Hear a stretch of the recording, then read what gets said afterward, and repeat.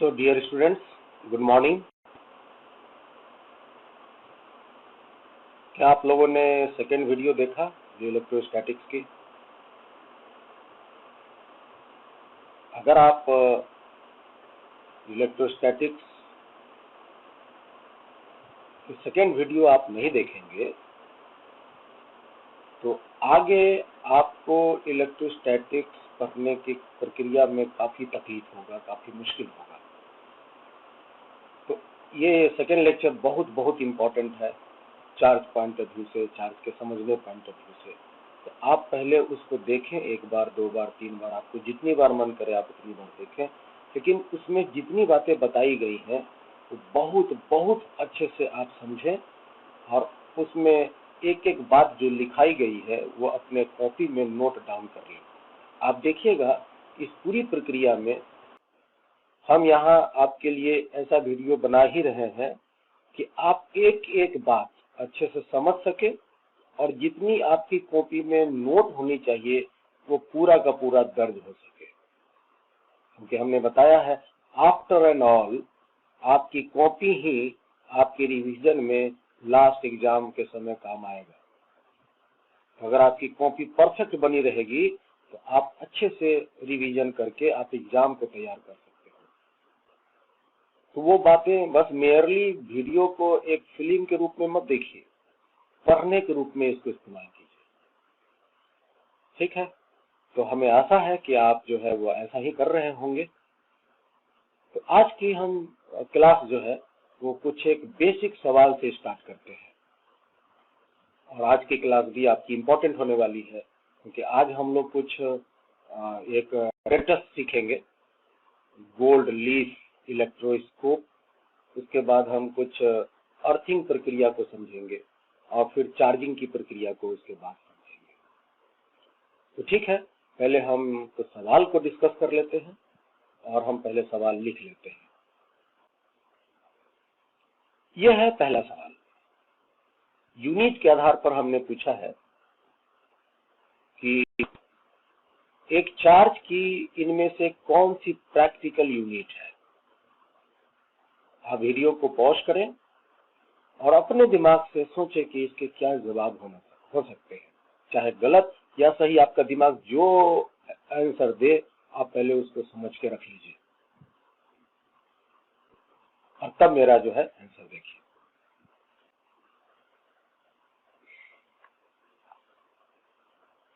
ESU of charge जो है, ये जो पहला है, ये CGS unit in electrostatic system. पहले बहुत सारे यूनिट सिस्टम हुआ करते थे। EMU जो ऑफ चार्ज है ना, ये भी CGS यूनिट है ना, और ये है इलेक्ट्रोमैग्नेटिक सिस्टम।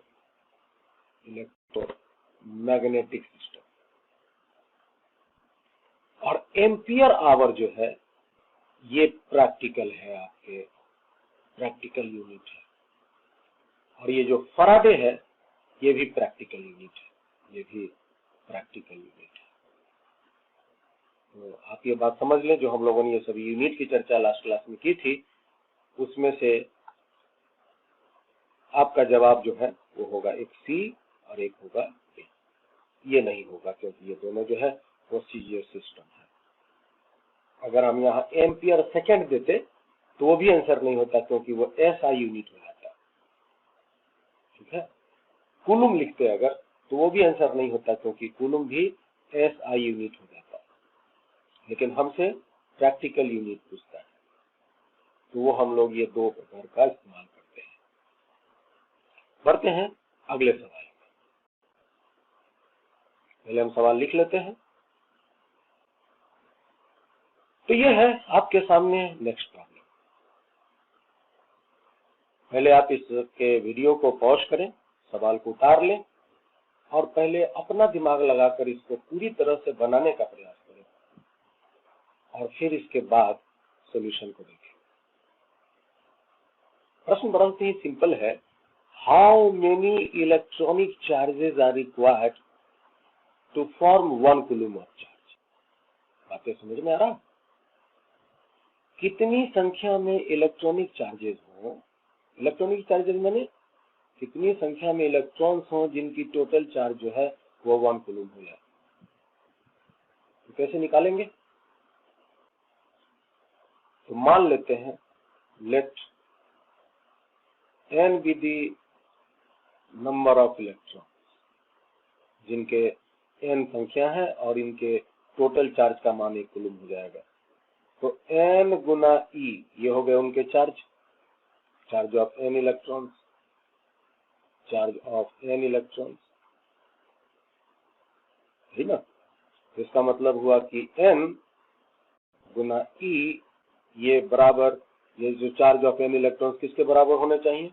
1 कूलम के। ये बराबर होगा 1 कूलम। तो आप यहां से n इलेक्ट्रॉन का चार्ज कितना होता है? 1.6 10⁻⁻19 बराबर हो जाएगा 1 कूलम। और यहां से आप n का मान निकाल सकते हैं 1.6 × 10⁻⁻19।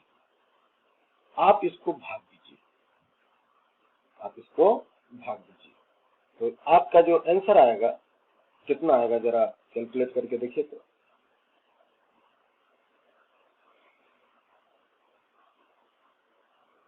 कितना है? 0.625 × 10⁻⁻, ऊपर जाएगा तो +90।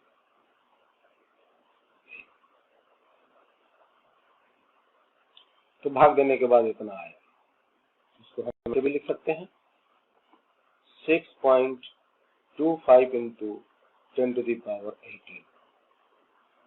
इतनी संख्या में 10⁻18, इतनी संख्या में जब इलेक्ट्रॉन्स जो है वो जमा होंगे एक जगह पर, तब 1 कूलम चार्ज का निर्माण होगा। इस तरह से हम बात को करेंगे। अब 2 कूलम बनाना है तो इसी तरह 2 गुना कर देंगे। चलिए नेक्स्ट सवाल देखते हैं। हम पहले सवाल को उतार लेते हैं।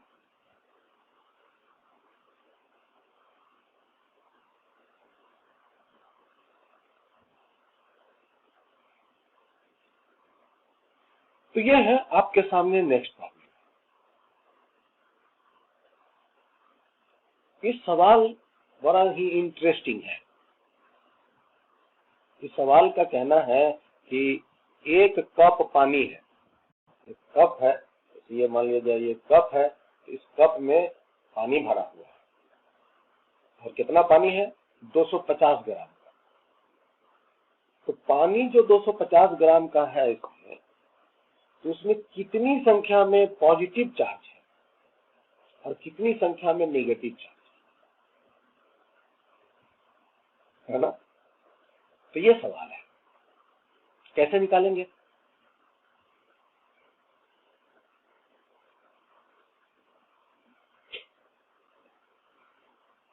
तो पॉजिटिव चार्ज, पानी का पॉजिटिव चार्ज भाई हम कैसे निकालेंगे, नेगेटिव चार्ज कैसे निकालेंगे?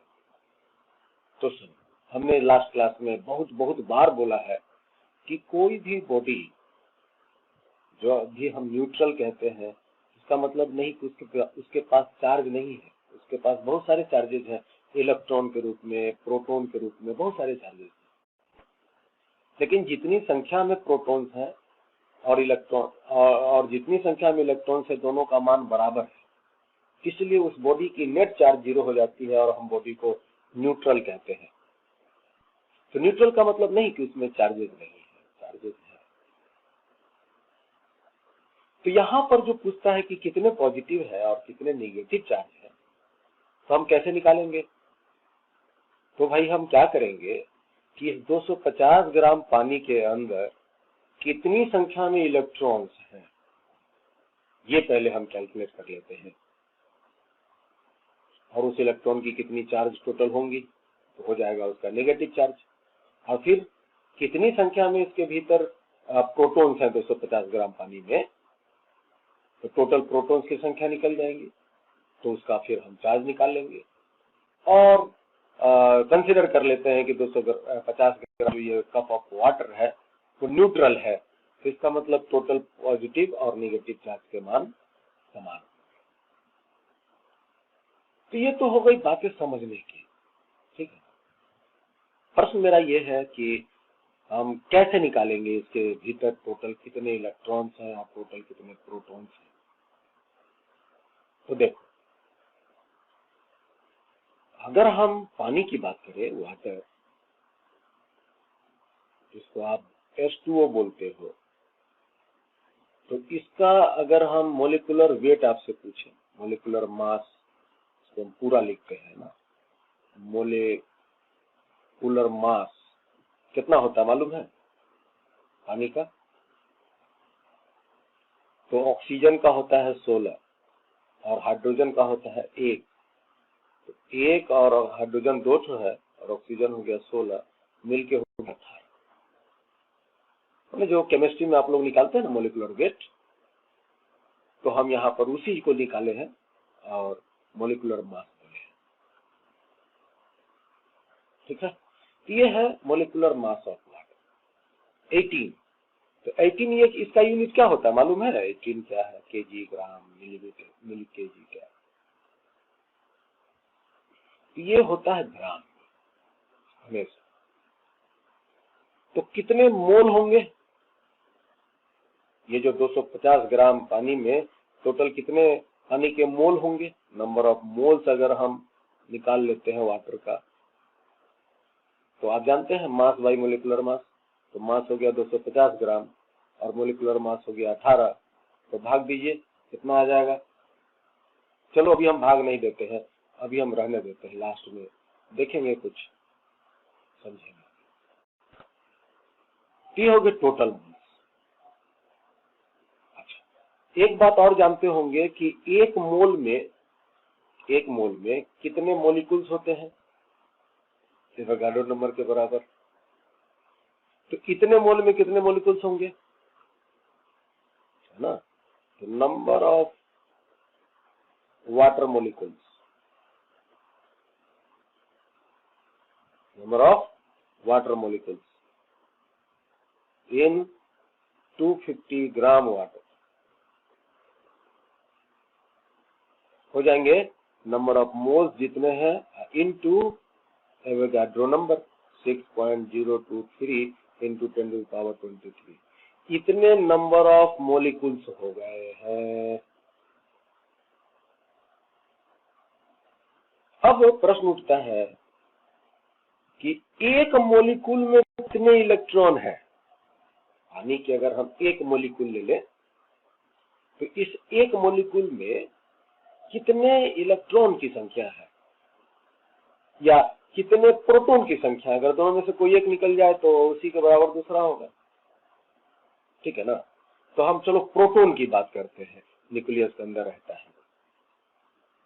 तो ये देखो, इन वन मोलिकुल पानी की ऑफ वाटर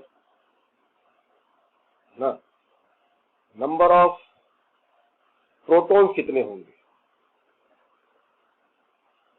देखो, हाइड्रोजन है, ये जो हाइड्रोजन तुम देख रहे हो, दिख रहा है, तो इसको अगर हम ऐसे लिखें HOH ऐसे लिख देते हैं, तो इस हाइड्रोजन में कितने नंबर ऑफ प्रोटॉन है? एक हाइड्रोजन, तो नंबर ऑफ प्रोटॉन एक है। प्रोटॉन अगर पूछा जाए प्रोटॉन की संख्या कितनी है, तो इस हाइड्रोजन में एक है, इस हाइड्रोजन में भी एक है। हाइड्रोजन जानते हैं ना, हाइड्रोजन के न्यूक्लियस में एक प्रोटॉन होते हैं और एक ही इलेक्ट्रॉन चक्कर काटते हैं। और इस ऑक्सीजन में कितने प्रोटॉन है मालूम है? तो ऑक्सीजन का एटॉमिक नंबर कितना है? 8। तो 8 अगर एटॉमिक नंबर है, तो इसका मतलब उसके न्यूक्लियस में 8 ही प्रोटॉन है।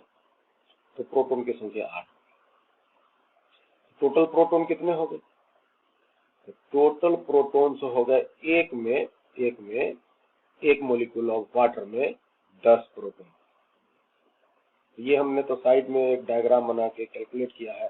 तो नंबर ऑफ प्रोटॉन्स की संख्या जो है वो 10 हो गया एक पानी के मोलिक्यूल। और ऐसा कितना मोलिक्यूल है? इतना मोलिक्यूल है। तो अब यहां से हम टोटल चार्ज निकाल सकते हैं, टोटल इलेक्ट्रॉन्स निकाल सकते हैं। टोटल इलेक्ट्रॉन्स, या प्रोटॉन भी कह सकते हैं। कितना मान होगा? तो इतने संख्या में मॉलिक्यूल है और एक मॉलिक्यूल में 10 प्रोटॉन है, तो 10 ही इलेक्ट्रॉन भी होंगे। तो टोटल इलेक्ट्रॉन्स हो जाएंगे 250/18 इंटू 6.023 10⁻23 इंटू 10। ठीक है, तो इतनी संख्या में इलेक्ट्रॉन्स हैं, ये समझ लीजिएगा, या इतनी संख्या में प्रोटॉन्स है, ये समझ लीजिएगा। तो टोटल पॉजिटिव और नेगेटिव चार्ज कैसे बोलेंगे? टोटल पॉजिटिव और नेगेटिव अगर चार्ज हमसे पूछा जाए तो हम इस बात का जवाब कैसे देंगे, बोलो? तो 250/18 इंटू 6.023 10⁻23 इंटू 10 इंटू, ये तो हुआ इतना संख्या इलेक्ट्रॉन का, और एक इलेक्ट्रॉन का चार्ज 1.6 इंटू 10⁻19 होता है। तो इनको आप अगर मल्टीप्लाई कर दोगे तो आपको इसका आंसर निकल जाएगा। तो आप इसको मल्टीप्लाई करो, देखो तो कितना मान आता है। मल्टीप्लाई करने के बाद इसका मान आ जाएगा 1.338 इंटू 10⁻7 कूलम। तो इसका मान जाएगा 1.338 इंटू 10⁻7। ठीक है, तो ये सवाल है। तो इसी तरह आपको कोई भी सब्सटेंस आपको दे दिया जाए, उसकी मात्रा दे दिया जाए 50 ग्राम 100 ग्राम, और पूछा जाए कि उसमें टोटल कितने पॉजिटिव चार्ज हैं या टोटल कितने नेगेटिव चार्ज हैं, या उसके टोटल भीतर में कितने इलेक्ट्रॉन्स हैं या उसके कितने प्रोटॉन्स हैं, तो ये सारी बातें आप इस तरह से कैलकुलेट कर सकते हैं। तो ठीक है, हम लोग बढ़ते हैं आगे, एक सवाल और देखते हैं। तो ये है आपके सामने नेक्स्ट प्रॉब्लम। इस प्रॉब्लम में कहता है कि एक बॉडी है, उस बॉडी में हम प्रति सेकंड 10⁻9 इलेक्ट्रॉन्स को डाल रहे हैं। मान लीजिए ये कोई एक बॉडी है, इस बॉडी में हम प्रति सेकंड 10⁻9 इलेक्ट्रॉन्स लगातार डाल रहे हैं। आपको तो मालूम है कि अगर ये बॉडी शुरुआत में न्यूट्रल है और इसमें हम बाहर से इलेक्ट्रॉन डालेंगे तो ये चार्ज होगा, और जितना इलेक्ट्रॉन डालेंगे उसी के बराबर का चार्ज होगा। तो एक सेकंड में अगर 10⁻9 इलेक्ट्रॉन्स डाला जाए इस तरह के बॉडी में, तो कितने देर बाद इस बॉडी का चार्ज 1 कूलम हो जाएगा? That is the question.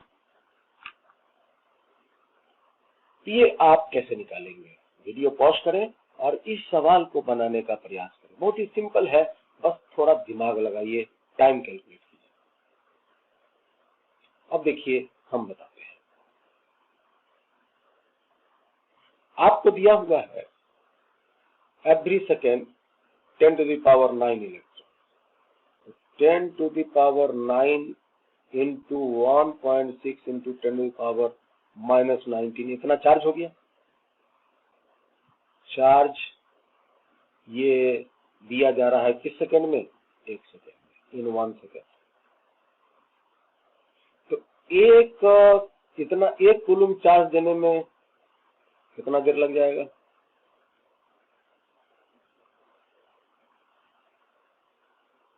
Coulomb charge करने में 1/10⁻9 इंटू 1.6 इंटू 10⁻−19 सेकंड लग जाएगा।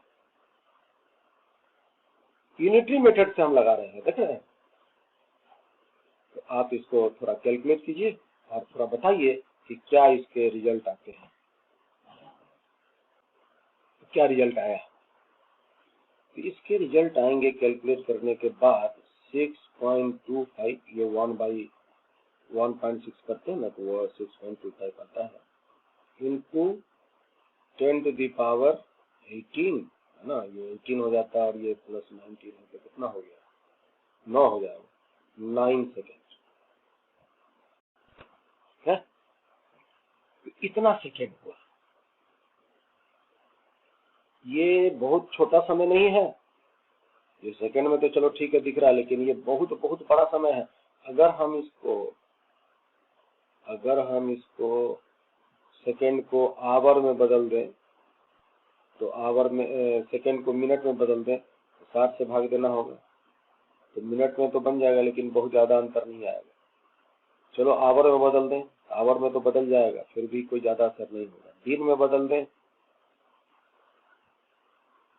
तो दिन में भी बदल जाएगा, लेकिन बहुत ज्यादा, ये 10⁹ दिख रहा है ना, दिन में भी बदल दिया।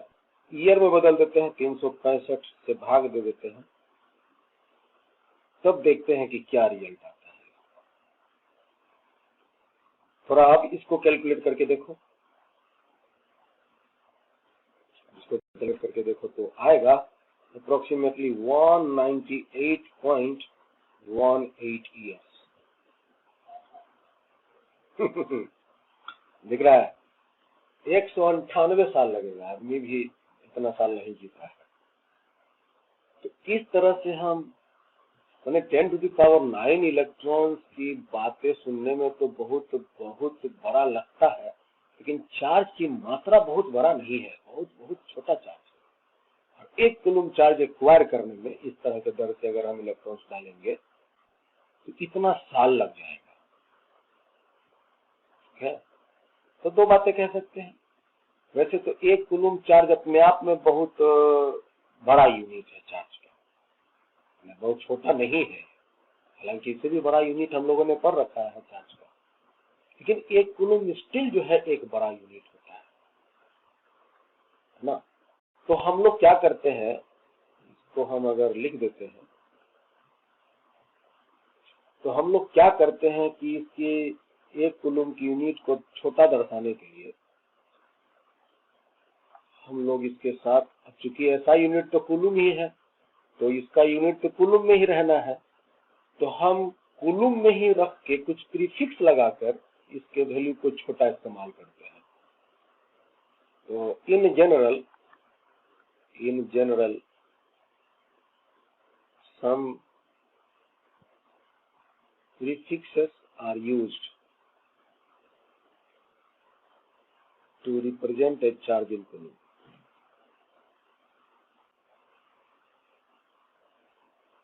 हालांकि कूलम ही इसका ऐसा यूनिट है, याद रखिएगा, तो हमें कूलम में ही बोलना है, लेकिन चूंकि कूलम अभी अभी आप देखें बहुत बड़ा चार्ज की यूनिट मान हो जाती है ना, तो हम इसको छोटा करके प्रीफिक्स लगाकर छोटा करते हैं।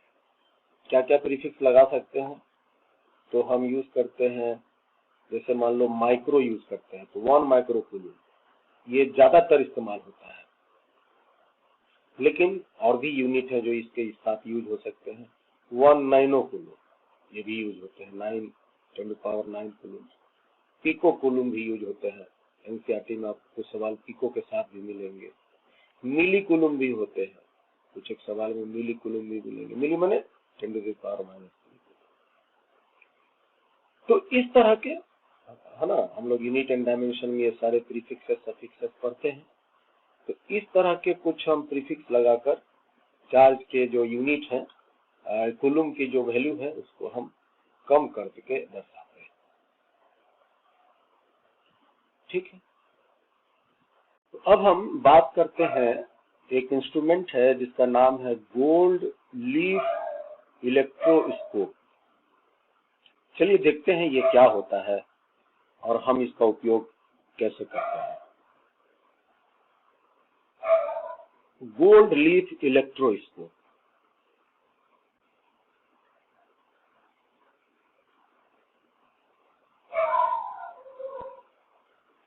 आजकल कुत्ते जो हैं काफी भौंक रहे हैं इस पर। पहले क्या है कि उनको कहीं कहीं से खाना मिल जाया करता था, सारे होटल वगैरह बंद है, तो ये लोग भी छटपटा रहे हैं। पूरा नाम है गोल्ड लीफ इलेक्ट्रोस्कोप। ये इंस्ट्रूमेंट चार्ज को डिटेक्ट करने के लिए हम इस्तेमाल करते हैं कि किसी भी बॉडी में चार्ज है या चार्ज नहीं है, और चार्ज है तो उसकी मात्रा, अप्रोक्सीमेट मात्रा एग्जैक्ट तो नहीं, तो अप्रोक्सीमेट मात्रा हम उसका पता लगाते हैं। और ये एक बहुत ही सिंपल सा इंस्ट्रूमेंट होता है, गोल्ड लीफ इंस्ट्रूमेंट। हम इसको पहले बना देते हैं, उसके बाद आप देखिए इसमें क्या होता है कि एक शीशा का चेंबर होता है, एक बोतल की तरह समझ लीजिए कि शीशा का एक बोतल है, और इस बोतल में एक ये मुहाना है, यहाँ पर ये एक मुहाना हुआ, और इसमें हम एक छेद कर देते हैं,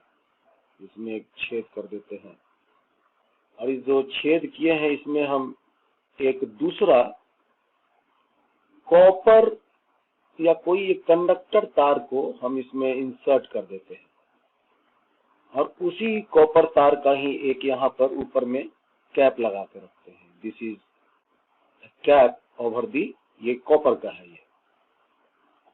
और इसके नीचे, ये जो नीचे है यहाँ पर हम सोना का, तो ऐसा करते हैं कॉपर का कलर जो है हम अलग ले लेते हैं। कॉपर का कलर हम क्या ले लें, रेड ले लेते हैं। ये रेड हो गया,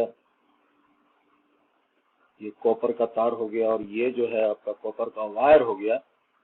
और एक नीचे में, यहाँ पर नीचे में बहुत बहुत महीन, बहुत पतला पत्ता, किसका, वो सोने का, गोल्ड, एक पत्ता जो है यहाँ पर एक प्लेट के रूप में यहाँ पर हम लटका देते हैं ऐसे। ये लीफ है, इसको हम बोलते हैं लीफ, ठीक है, ये लीफ है।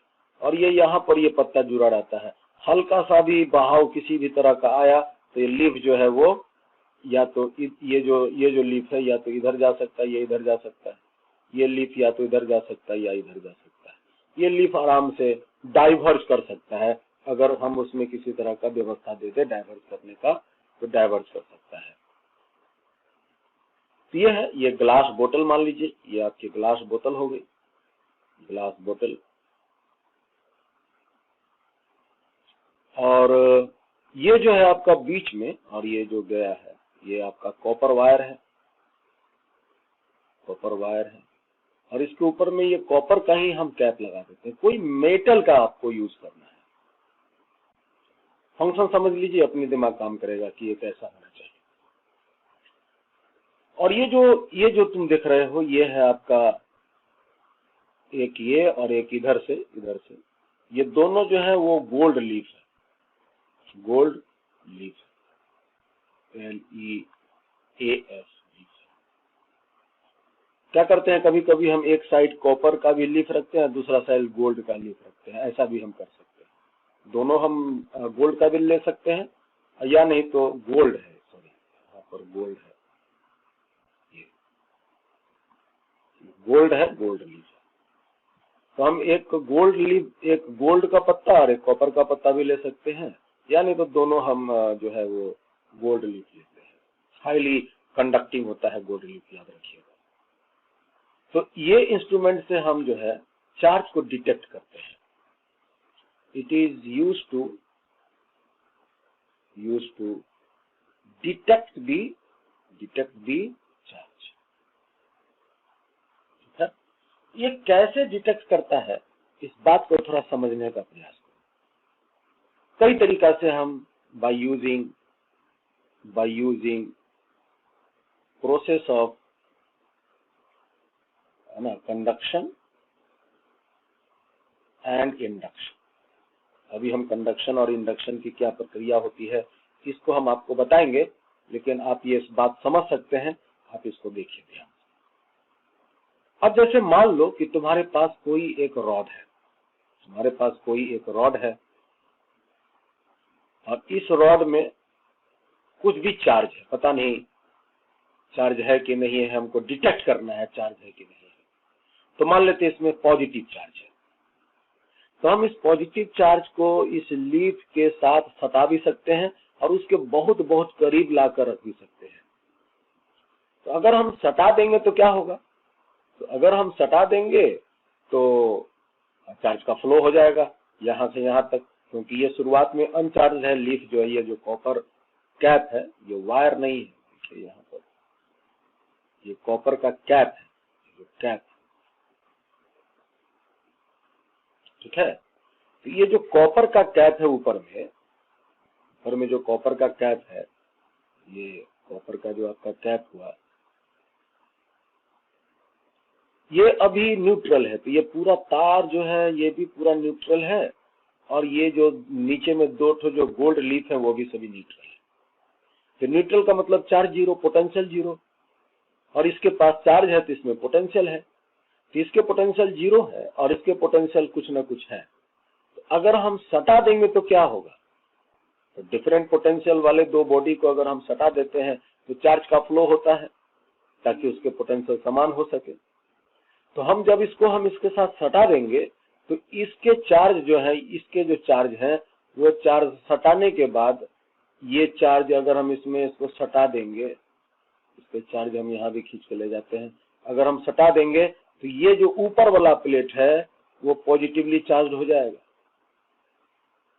और ये पूरा का पूरा जो तार है वो भी पॉजिटिवली चार्ज हो जाएगा, क्योंकि सारे के पोटेंशियल समान होंगे। और ये भी जो आपका लीफ है वो पॉजिटिव चार्ज हो जाएगा, और ये भी जो लीफ है वो पॉजिटिव चार्ज हो जाएगा। और ये दोनों लीफ जब पॉजिटिव चार्ज हो जाएंगे तो क्या होंगे, ये जो लीफ है आपस में एक दूसरे से डाइवर्ज कर जाएगा, है ना। तो ये जो लीफ है इस तरह से वो डाइवर्ज कर जाएगा, और डाइवर्ज लीफ में होना ये प्रूव हो जाता है कि इस रॉड में चार्ज है, ये जो रॉड है वो चार्ज है, चार्ज रॉड।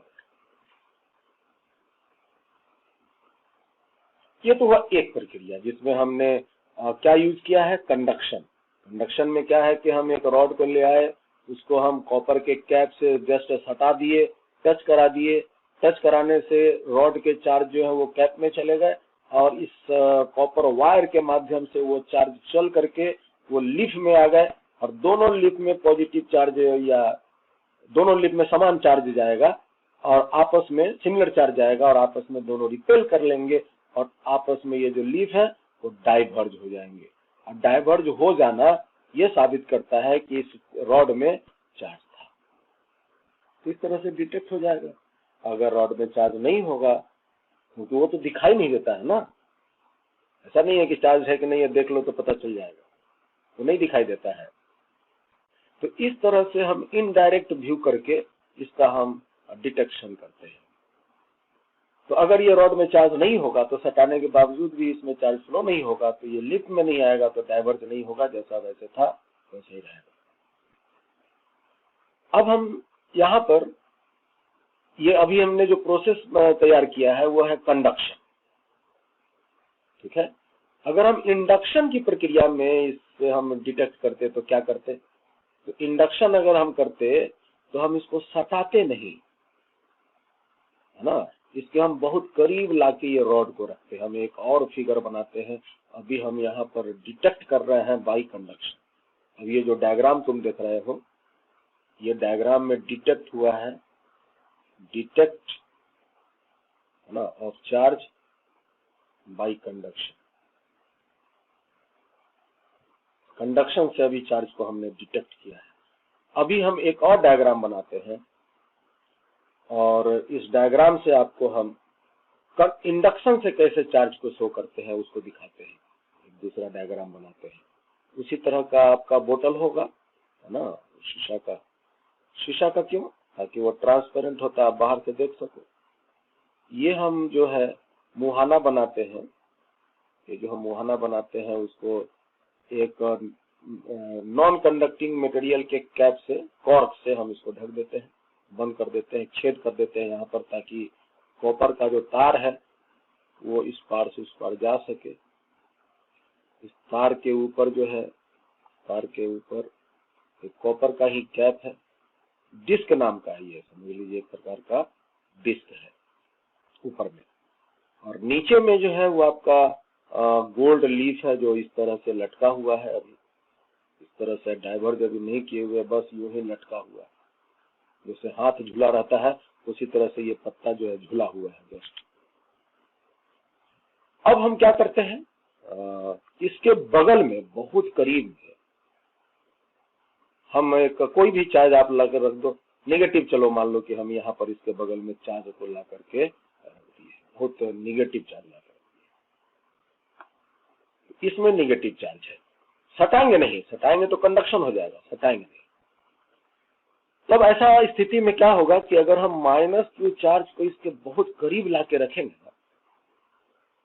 तो इस ऊपर वाले सतह में एक चार्ज आपका एपियर होगा माइनस क्यू प्लस क्यू, और यहां पर आपके एपियर होंगे, नीचे में एपियर होंगे माइनस क्यू। देखो याद होगा हमने थोड़ा देर पहले बताया, ये पिछले क्लास में बताया था कि इंडक्शन में कि अगर कोई कंडक्टर है, याद कीजिएगा यहाँ, अगर कोई ये कंडक्टर है तो कंडक्टर के केस में अगर हम बगल में कोई भी चार्ज को लाकर रख देंगे, इसके पास अगर चार्ज है प्लस क्यू, तो ये अपने नियर बाई सतह पर कंडक्टर के यहाँ पर चार्ज जमा करता है माइनस क्यू, और इसके फर्दर सतह पे ये चार्ज जमा करता है प्लस क्यू। और कंडक्टर में ये दोनों को हम लोग इंड्यूस्ड चार्ज बोले थे पिछले क्लास में, जो आप क्लास देखिए, ये दोनों को हम इंड्यूस्ड चार्ज बोले थे। और कंडक्टर के केस में इंड्यूस्ड चार्ज का मान और इंड्यूसिंग चार्ज का मान आपस में बराबर होता है। ये दोनों जो इंड्यूस्ड चार्ज हम लोग का था, ये दोनों इंड्यूस्ड चार्ज था, वो इंड्यूस्ड चार्ज का जो मान है वो इंड्यूसिंग चार्ज के ही बराबर होता है, ये समझ लीजिए, ये इंड्यूसिंग चार्ज है, ठीक है। तो यहाँ जो कॉपर हमने लिया है वो तो कंडक्टर है, इस बात का डिटेलिंग आप पिछले क्लास के वीडियो को रेफर कर लीजिएगा, ये हमने जो भी बताया है साइड में। तो यहाँ पर देखिए वही बात हो रहा है कि अगर हम इसके बगल में माइनस क्यू रखेंगे तो इसके नियर बाई सतह पर होगा प्लस क्यू चार्ज और फर्दर एंड पर होगा माइनस क्यू चार्ज, और ये माइनस क्यू पहुंच जाएंगे इन दोनों पे माइनस क्यू पहुंच जाएंगे। और जब दोनों पे माइनस क्यू बंटवारा हो जाएगा, माइनस क्यू बाई टू और माइनस क्यू बाई टू दोनों में आधा आधा बढ़ जाएगा, अगर लीफ का साइज समान है तो बराबर बराबर बढ़ जाएगा। और जब इसमें माइनस हो गए और इसमें भी माइनस हो गए तब क्या होगा, तो आपस में ये दोनों फिर एक दूसरे को रिपेल कर देगा, ये इधर भाग जाएगा और ये इधर भाग जाएगा, और इस तरह से जो ये लीफ है वो कुछ ऐसा हो जाएगा, ये ऐसा हो जाएगा, डाइवर्ज कर जाएगा।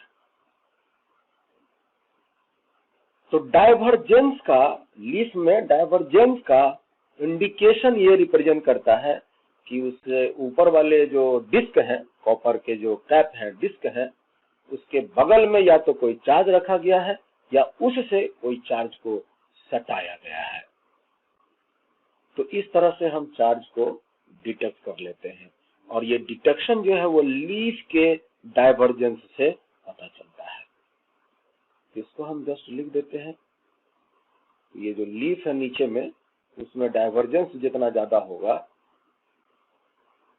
उतना ही ज्यादा अमाउंट ऑफ चार्ज रॉड में ये इंडिकेट करेगा। द डाइवर्जेंस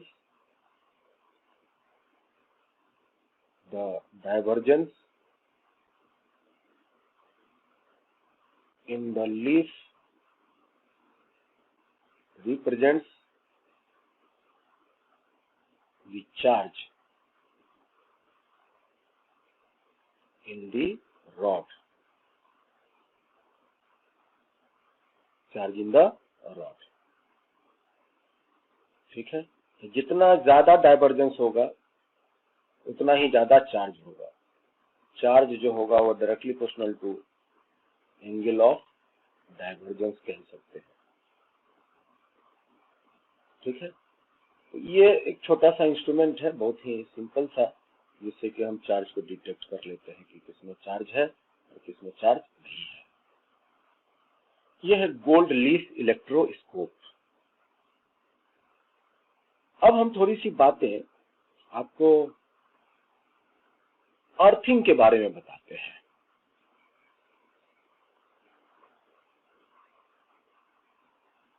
अर्थिंग या इसी को आप ग्राउंडिंग भी कह सकते हो। ग्राउंडिंग देखिएगा इलेक्ट्रिसिटी के टॉपिक में या नहीं तो इलेक्ट्रोस्टैट में भी इसके जो सिंबल हैं कुछ इस तरह से मिलेंगे आपको, इस तरह से ऐसे सिंबल आपको मिलेगा। ये प्रक्रिया अर्थ है। ये आपका जो नीचे वाला जो डैश डैश देख रहे हैं ये अर्थ को रिप्रेजेंट करता है। हम लोग की जो धरती होती है वो एक गुड कंडक्टर की तरह बिहेव करता है। Our earth behaves as a good conductor.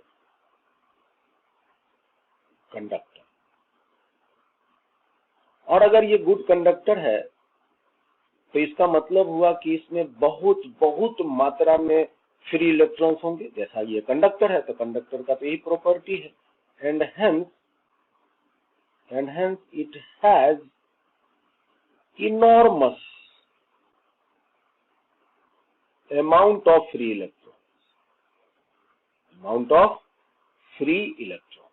इसमें enormous amount में फ्री इलेक्ट्रॉन्स होते हैं क्योंकि ये गुड कंडक्टर है। गुड कंडक्टर में इलेक्ट्रॉन्स की भरमार होती है जिसको हम फ्री इलेक्ट्रॉन्स कहते हैं, और वो कंडक्शन इलेक्ट्रॉन भी होता है जिसके वजह से कंडक्टर में इलेक्ट्रिसिटी फ्लो होता है। ये सारी बातें तो हम जानते हैं। तो ये धरती जो है वो कंडक्टर है। धरती के सतह पर चार्ज रहता है। हालांकि इसकी मान बहुत बहुत कम होता है, बहुत छोटा होता है, लेकिन इसके सतह पर चार्ज होता है। द चार्ज, या ऐसे कह सकते हैं इसको, the surface charge density on the earth is about 1 nanocoulomb per meter square। धरती के सतह पर चार्ज रहते हैं और उसकी जो मात्रा होती है वो 1 नैनोकूलम। नैनो मतलब 10 to the power -9। अब इस चार्ज की वजह से जो है ना धरती में एक कांस्टेंट पोटेंशियल रहता है। धरती का पोटेंशियल एग्जैक्टली जीरो नहीं होता, और इस चार्ज की वजह से इसके जो धरती के पोटेंशियल जो है एक मात्रा में रहते हैं और वो जनरली कांस्टेंट रहते हैं। The surface charge density on earth is about this, and hence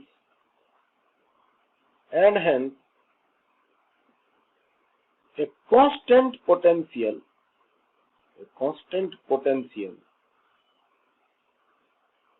V is maintained by earth।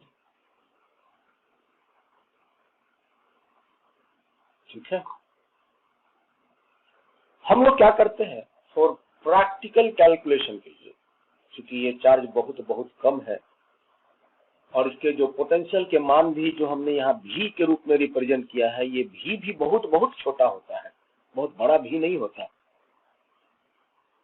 तो हम लोग कैलकुलेशन की सिंप्लिसिटी के लिए, अपने कैलकुलेशन को आसान रखने के लिए क्या करते हैं कि धरती को हम एक न्यूट्रल के रूप में कंसीडर कर लेते हैं और फिर उस केस में उसकी पोटेंशियल को हम जीरो कंसीडर कर लेते हैं। फॉर practical calculation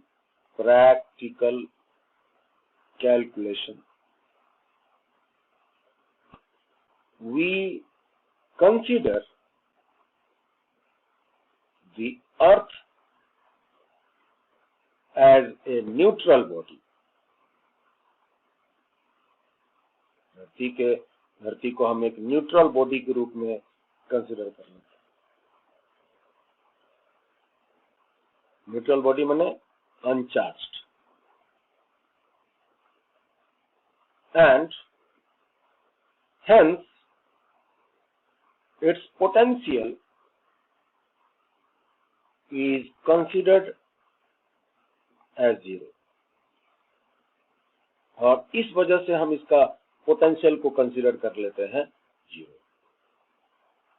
ठीक है, तो हमने धरती के बारे में कुछ बातें अभी बताई हैं, 3 बातें। एक तो धरती गुड कंडक्टर है और ये इनॉर्मस अमाउंट में फ्री इलेक्ट्रॉन्स रखता है। एक्चुअली में धरती के सतह पर कुछ चार्ज रहते हैं और उसकी मात्रा बहुत छोटी होती है, और इसी की वजह से धरती में एक पोटेंशियल मेंटेन रहता है। परंतु कैलकुलेशन को प्रैक्टिकली आसान करके रखने के लिए हम लोग धरती को एक न्यूट्रल बॉडी के रूप में कंसीडर करते हैं, दैट इज अनचार्ज्ड, और फिर हम इसका पोटेंशियल को कंसीडर कर लेते हैं जीरो। ठीक है, अब अगर हम इस धरती में कुछ बाहर से चार्ज डाल दें, धरती तो बहुत बड़ा है, उसका रेडियस है 6400 किलोमीटर, 6400 किलोमीटर, बहुत बहुत बड़ा ये कंडक्टर हो गया हम लोगों का। इससे बड़ा और कंडक्टर हम लोग के पास अभी नहीं है। तो ये धरती इतना बड़ा कंडक्टर है कि अगर हम इसमें कुछ चार्ज को लाके डाल दें, 5 electron, 20 electron, 50 electron, 100 electron, 1 lakh, 1 crore, 1 अरब, 1 खरब इलेक्ट्रॉन, या इस धरती के कुछ इलेक्ट्रॉन्स को अगर हम बाहर निकाल ले, तो ये बातें वही हो गई कि जैसे एक समुद्र है और उसमें हम कुछ बाल्टी पानी लाकर डाल देते हैं, या एक समुद्र है उसमें से कुछ बाल्टी पानी निकाल लेते हैं, तो इससे समुद्र पे कोई फर्क नहीं पड़ता। तो हम ऐसा ही कुछ बात यहाँ धरती के बारे में बोलने वाले हैं। अगर धरती में हम बाहर से कुछ चार्ज को डाल दें, या धरती के कुछ चार्ज को अगर हम निकाल लें, तो इसके पोटेंशियल्स बहुत ज्यादा एप्रिसिएबली चेंज नहीं करता। इसके पोटेंशियल जो है वो बहुत ज्यादा चेंज नहीं कर पाता। हाँ, अगर ये धरती इतना बड़ा साइज का नहीं, छोटा होता, तो कुछ चार्ज डालेंगे तो पोटेंशियल चेंज हो जाएगा, कुछ निकालेंगे तो चेंज हो जाएगा। Due to large size of earth, इसका पोटेंशियल जो है वो जीरो का जीरो ही रहता है। तो हम इसी बात को पॉइंट में लिख देते हैं कि इफ, या हम पहले लिख देते हैं due to its large size, इसका अगर साइज बहुत बड़ा, कितना रेडियस है इसका, 6400 किलोमीटर धरती का जो बात कर रहे हैं हम, due to its large size, if some charge is given to, if some charge is given to earth or taken out from the earth, अगर हम धरती को बाहर से कुछ चार्ज दे दें या उसके कुछ चार्ज को निकाल के बाहर कर लें, then its potential remain unaffected. इसमें पोटेंशियल में चेंज तो हर स्लाइटली हो ही सकता है, लेकिन इसको हम नेग्लेक्ट कर देते हैं और बोल देते हैं कि इसके potential remain unaffected, that is remain zero. इसके पोटेंशियल को हम जीरो कंसीडर कर लेते हैं। तो इसका मतलब क्या हुआ? इसका मतलब ये हुआ कि धरती एक ऐसा बॉडी है जिसके पोटेंशियल जीरो थे और बाद में जीरो ही रहेंगे। कुछ चार्ज देने पर भी कोई फर्क नहीं पड़ रहा है, कुछ चार्ज निकाल लेने के बाद भी इस पर कोई फर्क नहीं पड़ रहा है। तो इसके पोटेंशियल जो है हम कंसीडर करेंगे zero. Potential of earth, potential of अर्थ, ये हम कंसीडर करते हैं जीरो। ये मत समझिएगा कि धरती का पोटेंशियल जीरो होता है, it is considered as zero.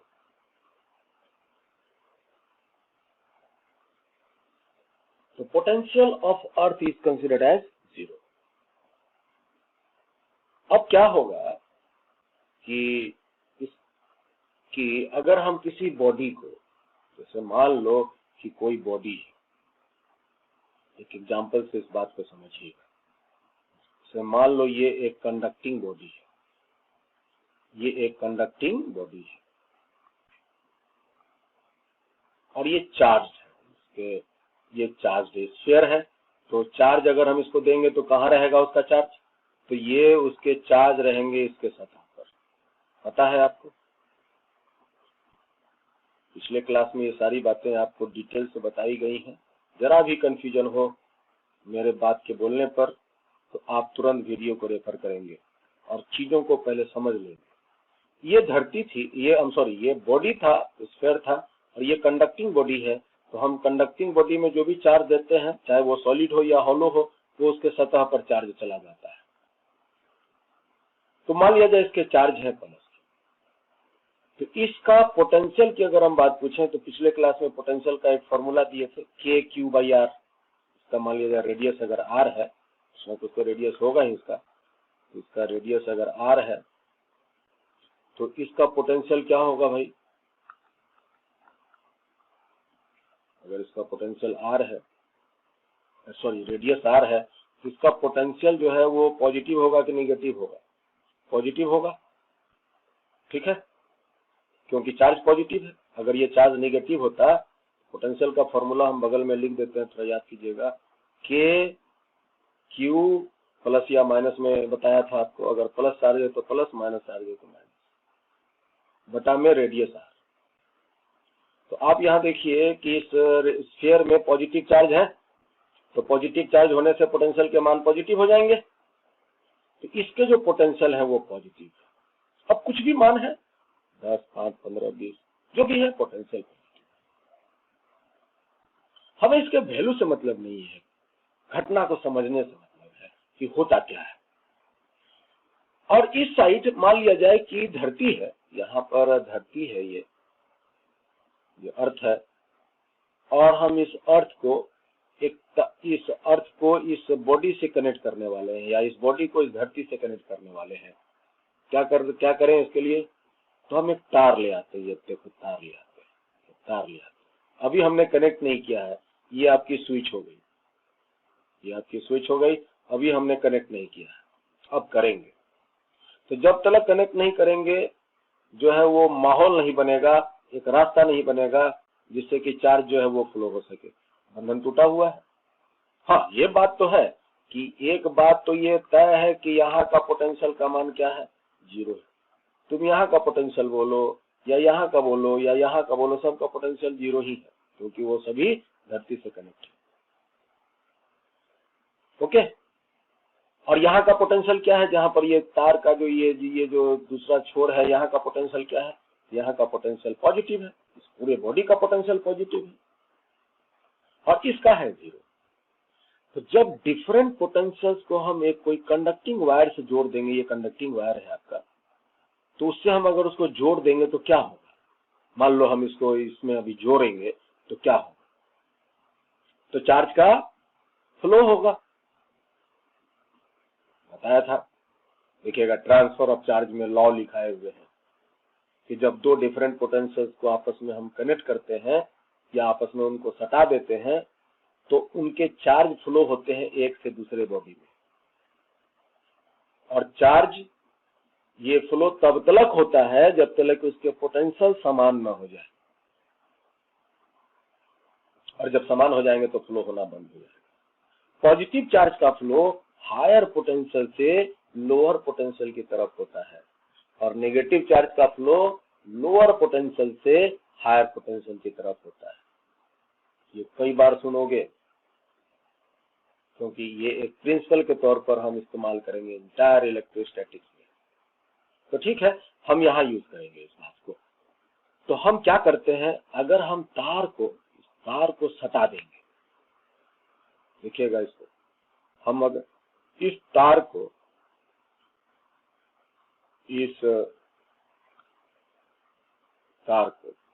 जो ये आपकी स्विच बनी है, हम इस धरती वाले जो कनेक्शन वाले पॉइंट है, ये धरती के कनेक्शन वाले जो ये पॉइंट है, अगर हम इसको इससे जोड़ देंगे, इसका मतलब ये जो बॉडी है वो अर्थ से कनेक्ट हो गया बाय कंडक्टिंग वायर, और यहाँ का तो पोटेंशियल आपका 0 है, याद होगा, धरती का पोटेंशियल 0 है, और यहाँ का पोटेंशियल क्या था, पॉजिटिव था।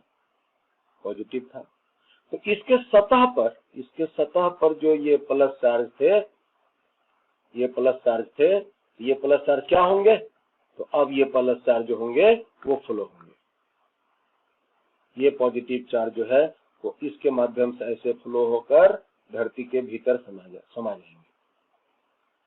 तो इससे क्या होगा, इससे ये होगा कि क्या धरती चार्ज हो जाएगा, नहीं, धरती का साइज इतना बड़ा है तो उसमें चार्ज जाने पर उस पर कोई फर्क नहीं पड़ेगा, ऊंट के मुंह में जीरा वाली बात होगी। परंतु ये बॉडी का तो चार्ज जरूर कम हो जाएगा भाई, इस बॉडी में जो भी चार्ज था ये कम हो जाएगा क्योंकि ये तो फ्लो हो गया। तो चार्ज अगर कम हो जाएगा तो चार्ज के कम होने से इसके जो पोटेंशियल के मान है वो कम हो जाएंगे। तो इसके जो पोटेंशियल, मान लो शुरू में अगर इसका पोटेंशियल था 10 वोल्ट, इसका है 0 वोल्ट, तो एक चार्ज मान लिया जाए यहाँ से फ्लो होकर के ऐसे चला गया, इधर से इसमें चला गया, तो एक चार्ज में कमी हुई तो इसका जो पोटेंशियल होगा अब 9 वोल्ट हो जाएगा। परंतु ये जो चार्ज इस धरती में गया तो धरती का पोटेंशियल तो 0 ही रहेगा, ठीक है। अब देखो इसका पोटेंशियल 9 वोल्ट है और इसका पोटेंशियल 0 है, अभी भी पोटेंशियल का डिफरेंस है, तो उसकी वजह से क्या होगा, अब ये दूसरा चार्ज भी जो है वो रास्ता पकड़ेगा जाने का, ये तो इससे क्या होगा कि इससे ये दूसरा चार्ज भी जो है वो इस बॉडी से निकल करके इस धरती में समा जाएगा। धरती का तो पोटेंशियल वही का वही रहेगा, धरती का पोटेंशियल तो वही का वही रहेगा, 0 का 0 ही रहेगा। परंतु इससे क्या होगा, एक चार्ज जो इसके चले गए, इससे क्या होगा कि इसका जो पोटेंशियल पहले 9 वोल्ट था अब 8 वोल्ट हो जाएगा और इसका तो 0 का 0 ही रहेगा। तो ये जो कार्यक्रम है ये कब तक चलेगा, ये कार्यक्रम तब तक चलेगा जब तक कि दोनों के पोटेंशियल समान ना हो जाए। अब दिमाग लगाओ, समान कब होंगे, इसका तो 0 होना ही है और ये रुकेगा थमेगा तभी जब दोनों के पोटेंशियल समान हो, तो इसका भी पोटेंशियल को 0 होना होगा। तो उसके लिए क्या होगा, तो उसके लिए इसके जितने पॉजिटिव चार्ज हैं वो पॉजिटिव चार्ज जो है वो चले जाएंगे धरती में। इसको हम मिटा देते हैं, ठीक है। तो इसके जितने भी पॉजिटिव चार्ज हैं वो चले जाएंगे धरती में।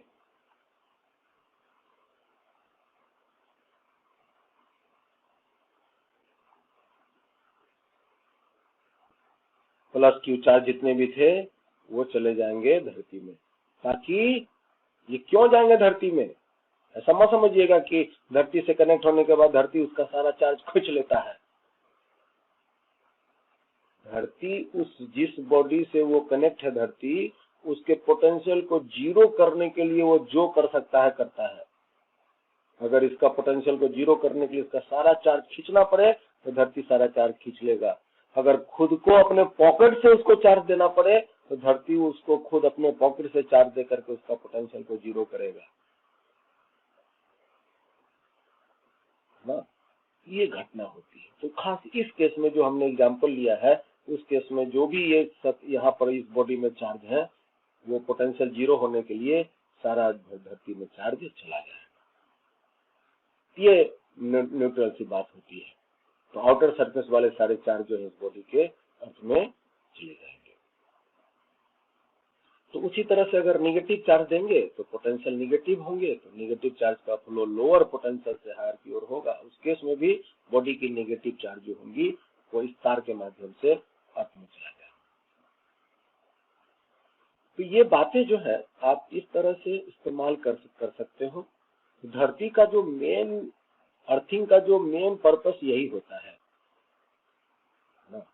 आप लोग देखिएगा घर वगैरह में तो खासकर जो हेवी ड्यूटी इलेक्ट्रिकल अप्लायंसेस होते हैं जैसे कंप्यूटर हुआ, रेफ्रिजरेटर हुआ, आयरन जो हम प्रेस करते हैं, आयरन हुआ, तो ये सब के जो नॉब होते हैं इसको क्या बोलते हैं, नॉब को जो स्विच बोर्ड में डालते हैं उसमें देखोगे 3 पॉइंट, एक होता है न्यूट्रल, एक होता है लाइट जिसको हम क्या बोलते हैं, वो मिस्त्री लोग बोलता है, एक वो गर्म तो वो ठंडा, और एक होता है मोटा वाला देखोगे तो वो कहलाता है अर्थिंग।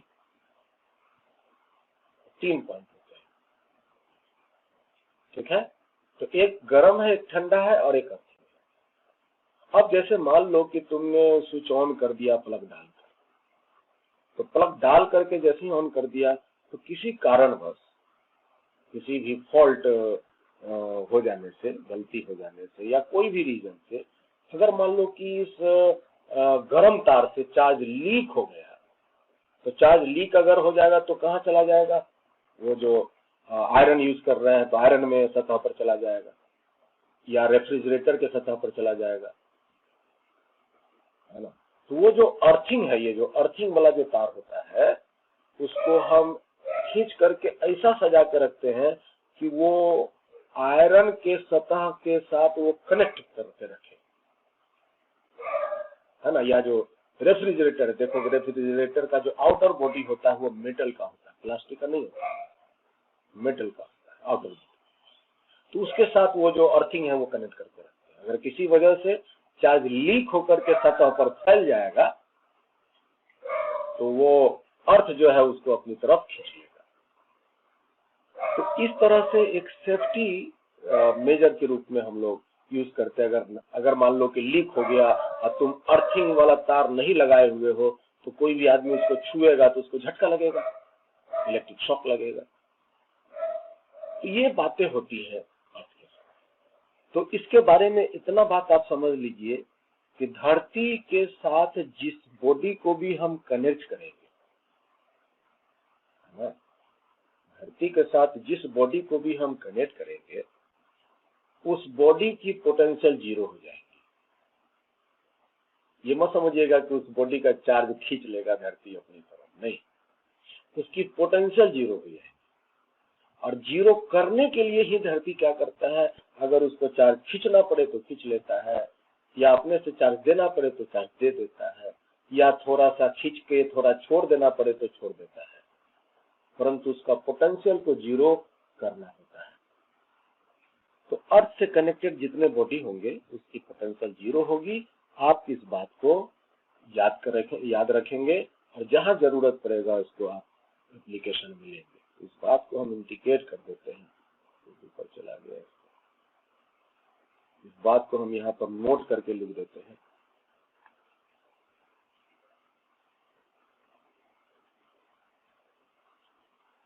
द इलेक्ट्रिक पोटेंशियल,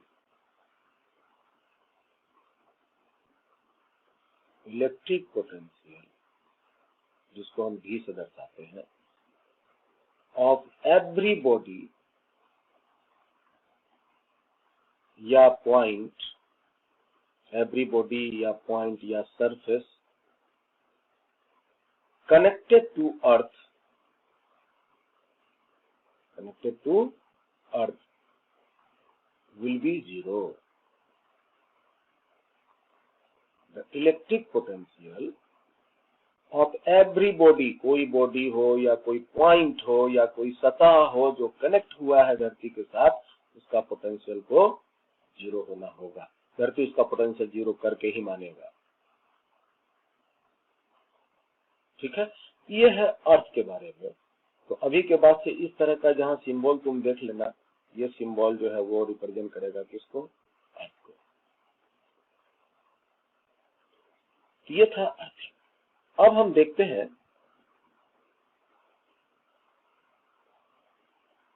तो अब हम लोगों की सारी विधि व्यवस्था तैयार हो गई है। चार्ज के बारे में, चार्ज के फ्लो के बारे में, चार्ज के गुण के बारे में हम सारी बातें अब समझ लिए हैं। अब हम यहाँ कुछ प्रोसेस ऑफ चार्जिंग की बात करेंगे, फिर आगे बढ़ेंगे।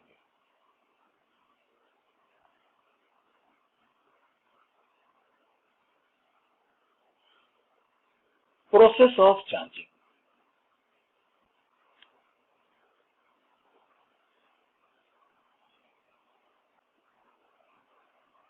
वैसे हम लोगों के चार्ज करने के कई प्रक्रियाएं हैं, या आप यूं कह लो कि एक बॉडी को हम कई तरीका से चार्ज कर सकते हैं, लेकिन हम मेनली 3 ही तरीका इस्तेमाल करते हैं बॉडी को चार्ज करने के लिए। There are many processes to charge a body, but we mainly use the following three processes.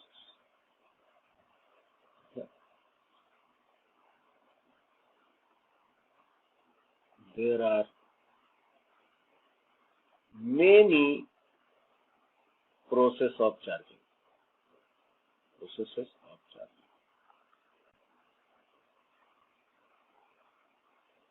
Of charging. But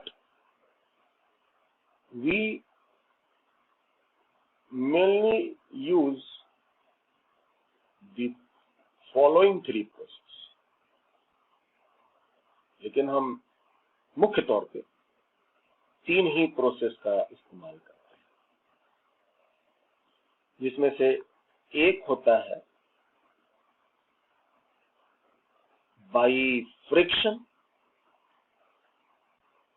दूसरा होता है बाई कंडक्शन और तीसरा होता है बाई इंडक्शन ना। इसके अलावा भी और भी कई प्रोसेस हैं जिसका हम इस्तेमाल जो है चार्ज करने के ख्याल से नहीं करते हैं। चार्ज तो हो जाता है उसके इसमें, लेकिन हम चार्ज करने के ख्याल से उस प्रक्रिया का इस्तेमाल नहीं करते। हम कुछ एक प्रक्रिया लिख देते हैं जो प्रक्रिया से चार्ज हम कर पाते हैं। यहाँ पर बाई क्या लिख सकते हैं, by photo electric effect, by photo electric emission, by thermionic emission,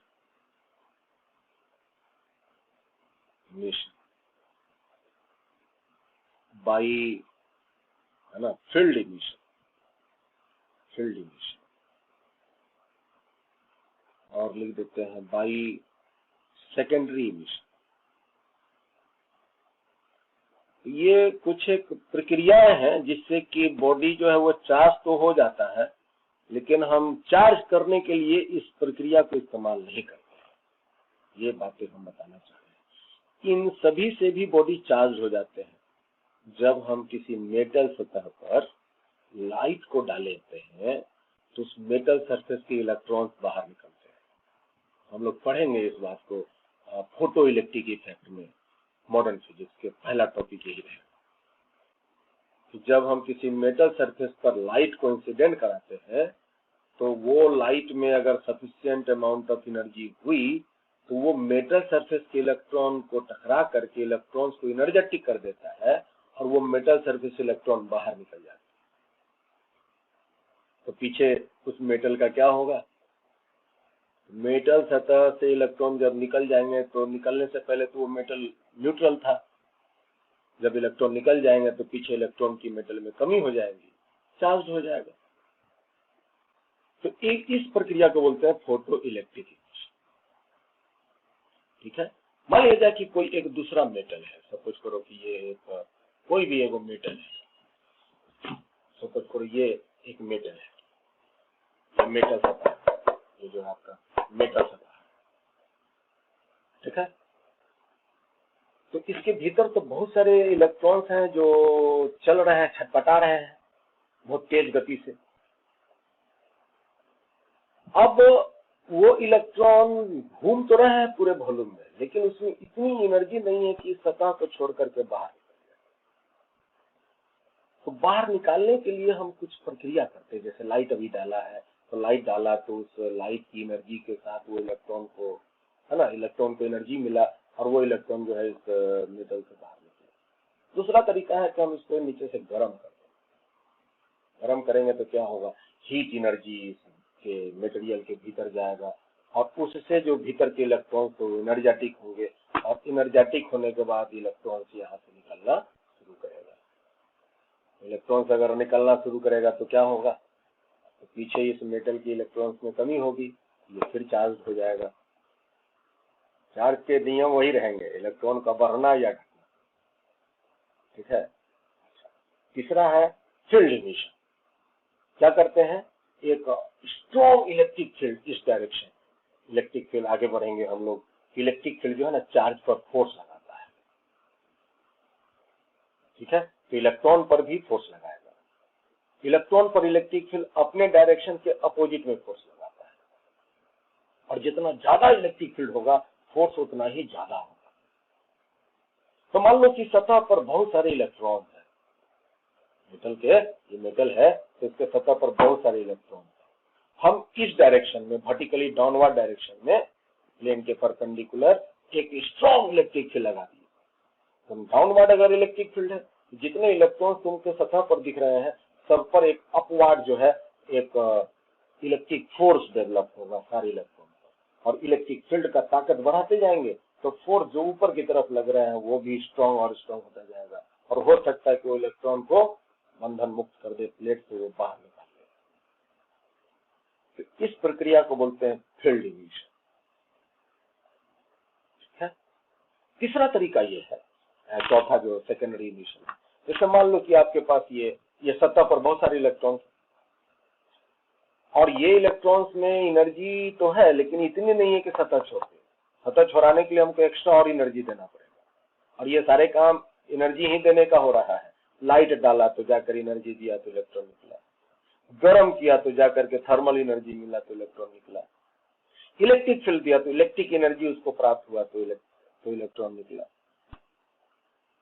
तो चौथा है, जैसे मान लो यहाँ सतह पर इलेक्ट्रॉन है और हमको एक ये इलेक्ट्रॉन को निकालना है, क्या करते हैं हम इसको ऐसे जोर से बॉडी को इसकी तरफ फेंकते हैं, जोर से जाकर ये टकराएगा। तो टकराने के बाद क्या होगा कि ये इलेक्ट्रॉन एनर्जेटिक होंगे, और हो सकता है कि वो इलेक्ट्रॉन यहाँ से छटक कर बाहर चले जाए। तो बाहर अगर चले गए तो फिर ये मेटल चार्ज। तो हम यहाँ पर बात ये कह रहे थे कि इस पूरी प्रक्रिया में हमने बॉडी को या प्लेट को या मेटल को चार्ज तो कर लिया, लेकिन ये चार्ज की प्रक्रिया नहीं है, ये चार्ज हम इस तरह से करते नहीं है। ये एक दूसरी प्रक्रिया में ये बॉडी चार्ज तो हो जाता है, लेकिन हम इस तरह से चार्ज नहीं करते हैं। चार्ज को करने के लिए हम मुख्यतः यही तीन विधि का इस्तेमाल करते हैं, by friction, bye conduction and by induction. तो आइए हम इस तीन प्रक्रिया को देखते हैं डिटेल से। पहला है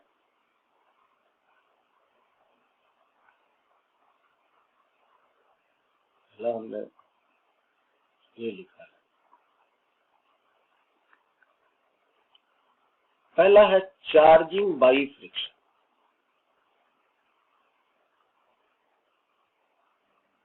ठीक है, ये समझिए, फ्रिक्शन माने रबिंग कह सकते हैं,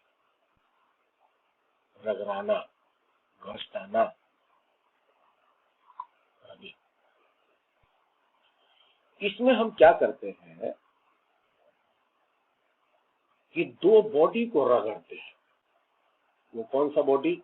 नॉन कंडक्टर, जिसके इलेक्ट्रॉन्स बंधे रहते हैं, ऐसे दो बॉडी को हम रगड़ते हैं। जैसे मान लो ये आपका नॉन कंडक्टर है, तो पहले पेन लेते हैं, ये है दो, ये भी कंडक्टर, हम सर ये भी नॉन कंडक्टर, ये भी नॉन कंडक्टर, दो नॉन कंडक्टर। तो इसके भी सतह पर कौन होंगे? आप इमेजिन करो तो कोई भी बॉडी अगर है, चाहे कंडक्टर हो या नॉन कंडक्टर, जैसे ये एक आपका प्लास्टिक रॉड है ना, तो ये नॉन कंडक्टर है, इसके थ्रू करंट फ्लो नहीं होता, इसलिए हम इसको बोल्डली बोलेंगे नॉन कंडक्टर है। तो इसके सतह पर क्या चीज की पॉसिबिलिटी हो सकती है, इमेजिन करो। मेरा यह प्रश्न है कि क्या इसके सतह पर इलेक्ट्रॉन, प्रोटॉन, न्यूट्रॉन क्या होने की संभावना है?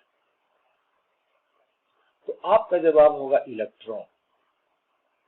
कैसे? तो आप जानते हैं कि कोई भी मटेरियल, सॉलिड हो, लिक्विड हो, गैस हो, कंडक्टर हो, नॉन कंडक्टर हो, कोई भी एटम से बने हैं, और उस एटम के न्यूक्लियस में प्रोटॉन पड़े रहते हैं न्यूट्रॉन के साथ स्ट्रॉन्ग फोर्स से, और चारों तरफ चक्कर काटता है इलेक्ट्रॉन। तो एक एटम के बाहरी आवरण में कौन फंसा है? आवरण में कौन है? प्रोटॉन, एक इलेक्ट्रॉन है, इलेक्ट्रॉन है। तो यहाँ से यहाँ तक अगर आप विजिबल करो तो ये सभी एटम से पड़े हुए हैं, एटम से बने हैं, और उसके आउटर सरफेस पर जो भी पॉसिबिलिटी इलेक्ट्रॉन की है, लेकिन वो इलेक्ट्रॉन बंधा हुआ है अपने न्यूक्लियस से, वो छोड़ नहीं पाता है। और यहाँ भी वैसा ही बात। तो हो सकता है कि इस इलेक्ट्रॉन, इस मैटर में जो इलेक्ट्रॉन की बंधन है और इसमें जो इलेक्ट्रॉन की बंधन है वो अलग अलग, किसी का बंधन कम है, किसी का ज्यादा है, मजबूती उसकी, ठीक है। तो है लेकिन इलेक्ट्रॉन्स इसके बंधन में, क्योंकि ये नॉन कंडक्टर। अब अगर हम ऐसे दो नॉन कंडक्टर को आपस में अगर रगड़ेंगे, रगड़ किया, क्या हो रहा है? अगर हम इनको आपस में रगड़ेंगे तो क्या होगा, जरा सोचो। कौन रगड़ाएगा, जरा सोचो तो। इलेक्ट्रॉन। ज्यादा चांस है, या 99.9% चांस है रगड़ाने का किसको? इलेक्ट्रॉन को, प्रोटॉन को नहीं, इलेक्ट्रॉन। और जो हम रगड़ रहे हैं तो एक्चुअली में कर क्या रहे हैं जानते हैं? तो हम एक फोर्स लगाकर डिस्प्लेस कर रहे हैं। हमने रगड़ने की प्रक्रिया में एक्चुअली क्या किया, तो एक फोर्स अप्लाई किया बाहर से, and I am applying the force and making some displacement, means I am doing some work. तो हम अगर कुछ काम कर रहे हैं तो क्या कर रहे हैं? हम इसमें एनर्जी दे रहे हैं। If I am doing some work over anybody, means I am supplying some energy. तो अगर हम इसमें कुछ काम कर रहे हैं तो हम इसमें कुछ एनर्जी दे रहे हैं, और जो हम एनर्जी दे रहे हैं वो किसको मिल रहा है? जो रगड़ा रहा है उसको एनर्जी मिल रहा है, दोनों इलेक्ट्रॉन को मिल रहा है। ऐसा नहीं है कि इसका भी इलेक्ट्रॉन को मिल रहा है, इसका भी। अब उस एनर्जी से इलेक्ट्रॉन एनर्जेटिक होंगे, तो जिसके बंधन कमजोर होंगे वो बंधन मुक्त हो जाएगा। तो हम एक मान के चलते हैं कि जब हम रगड़ते हैं तब क्या होता है कि इलेक्ट्रॉन जो है उसके रगड़ाने वाले जो पोजीशन के जो इलेक्ट्रॉन्स हैं वो एनर्जेटिक होते हैं, और वो एक बॉडी से ट्रांसफर होके, जब इससे बंधन मुक्त हो जाएगा तो भागेगा यहाँ से, अभी इसमें नहीं रहेगा, भागेगा यहाँ। जब भागेगा यहाँ से तब क्या होगा, कहाँ जाएगा? वो तो हवा में तो रह नहीं सकता, तो वो जमीन तलाशेगा। इसको तो छोड़ दिया है तो इसके नियर बाई जमीन यहीं पर है।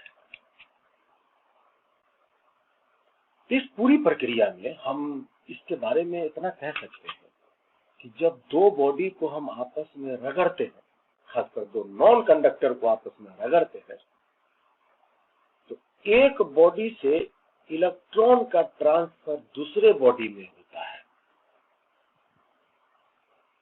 और इस तरह से दोनों को दोनों बॉडी जो है वो चार्ज होते हैं। एक जिससे इलेक्ट्रॉन निकला वो पीछे पॉजिटिवली चार्ज होता है, और जिसमें इलेक्ट्रॉन घुसा वो नेगेटिवली चार्ज होता है। और दोनों में चार्ज की स्ट्रेंथ जो है वो समान होती है, नेचर अपोजिट होता है। तो आइए हम इस बात को लिख देते हैं।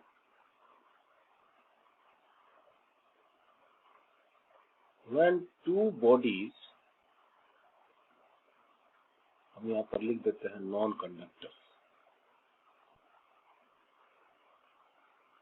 Are rubbed to each other, जब हम दो बॉडी को आपस में रगड़ते हैं, then some electron transfer from one to another body, and both bodies become charged of equal strength and in opposite nature. In opposite nature, दोनों बॉडी चार्ज होते हैं, लेकिन दोनों बॉडी के चार्ज की जो ताकत है वो समान होती है, नेचर उनके जो है वो अपोजिट होते हैं। ठीक है। This process of charging is called by friction. This process of charging is called by friction.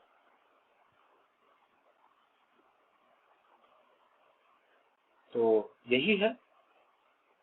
मान लिया जाए कि ये दो बॉडी हम लेते हैं,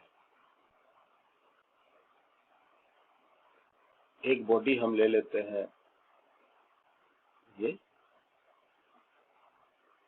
और एक बॉडी हम ले लेते हैं ये।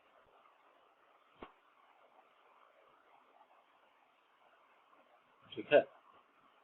तो अगर हम इस बॉडी की बात करें, तो इस बॉडी में, पहला वाला बॉडी में सपोज करो कि x संख्या में इलेक्ट्रॉन थे टोटल, जैसे अभी हम लोग पानी में निकाले थे टोटल प्रोटॉन और इलेक्ट्रॉन, तो इसमें कुछ संख्या निकला था। तो उसी तरह से इस खास बॉडी में टोटल इलेक्ट्रॉन जो है वो x है, तो प्रोटॉन भी x ही होंगे। इस बॉडी में मान लेते हैं कि y संख्या में इलेक्ट्रॉन है, तो y संख्या में भी प्रोटॉन है। और अभी शुरुआत में ये भी न्यूट्रल है और ये भी जो है वो न्यूट्रल है, दोनों के दोनों न्यूट्रल है,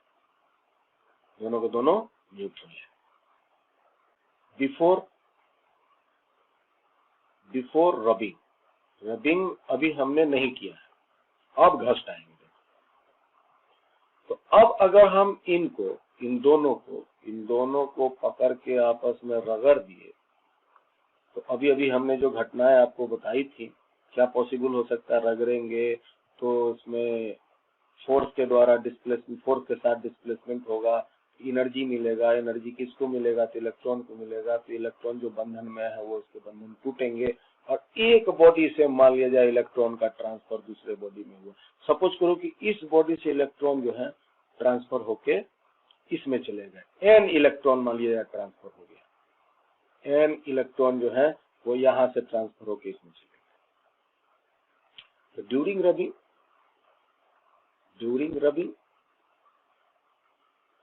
n electrons transfer, ठीक है, ट्रांसफर फ्रॉम, अगर हम बॉडी का नामकरण कर लेते हैं, इसको नाम ए दे देते हैं, इसको नाम बी दे देते हैं, transfer from A to B. तब क्या होगा, और फिर जब हम रगड़ करके इन दोनों को हम अलग करेंगे तो क्या होगा, ये जो बॉडी को हमने रगड़ करके जब हम अलग करेंगे, इसको हमने अलग कर लिया और इसको भी जब हम अलग कर लिया, तो क्या बताइए। तो इस बॉडी में जो पहले x संख्या में इलेक्ट्रॉन मौजूद थे, अब उससे n इलेक्ट्रॉन तो उसमें चलेगा, तो अब इसमें x माइनस n इलेक्ट्रॉन बचेगा। और प्रोटॉन कितने बच जाएंगे, प्रोटॉन तो वो न्यूक्लियस में मस्त पड़ा है, उसमें तो कोई डेविएशन होना नहीं। इस बॉडी में y इलेक्ट्रॉन तो था, अब नया इलेक्ट्रॉन घुसा है इसमें n संख्या का, तो हो जाएगा y प्लस n इलेक्ट्रॉन, और प्रोटॉन तो जितना था उतना ही रहेगा। अब देखिए, तो क्या इस प्रक्रिया में ये दोनों जो बॉडी ए और बी नाम के थे, क्या अब जो पहले न्यूट्रल था, अब क्या ये न्यूट्रल है? नहीं। Now it become charge and it is also become charge. ये कैसा चार्ज हुआ, ये तो आप बोलिएगा पॉजिटिवली चार्ज। और ये कैसा चार्ज हुआ, ये हुआ निगेटिवली चार्ज। है? अगर हम इसकी बॉडी की ए जो बॉडी है शुरुआत में, अगर इसका कुछ मास अगर हम ले लेते हैं और बी का भी कुछ मास ले लेते हैं, तो इसका मास जो है, इलेक्ट्रॉन जब घुसेगा इस पार से उस पार, तो अपना मास भी लेकर जाएगा। तो ए बॉडी के मास में थोड़ी सी कमी होगी और बी बॉडी के मास में थोड़ी सी वृद्धि होगी। ये घटनाएं होंगी जिसकी चर्चा हम पहले ही बोल दिए। तो इस प्रक्रिया को हम बोलते हैं चार्जिंग बाई फ्रिक्शन। तो बस इसमें कुछ बात नहीं है, आप समझ लीजिए यहाँ पर। तो हम इस बात को नोट कर देते हैं, समझ लीजिएगा कि if an electron transfer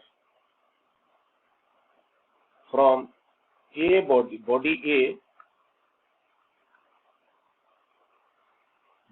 A to B, body B,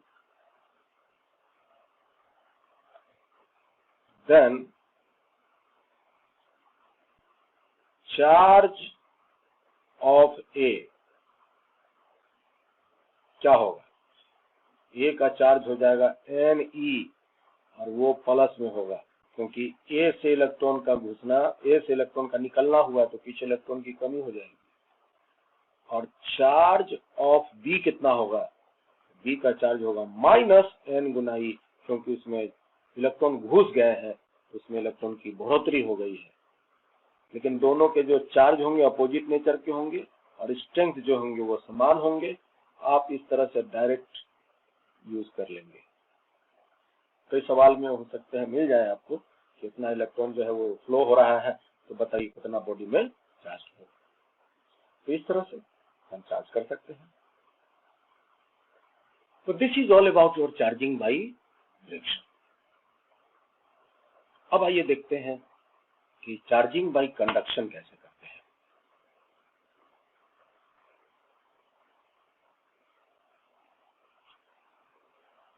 B point लेते हैं।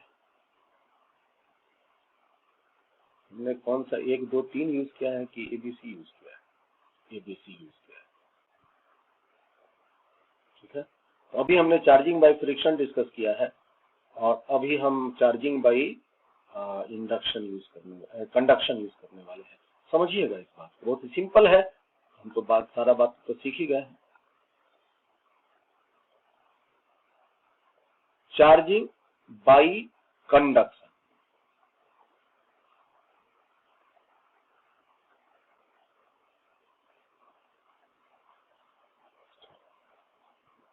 इस प्रक्रिया में देखिए क्या होता है कि अगर मान लो कि कोई एक बॉडी है आपके पास, ठीक है, और उसको तुम्हें चार्ज करना है।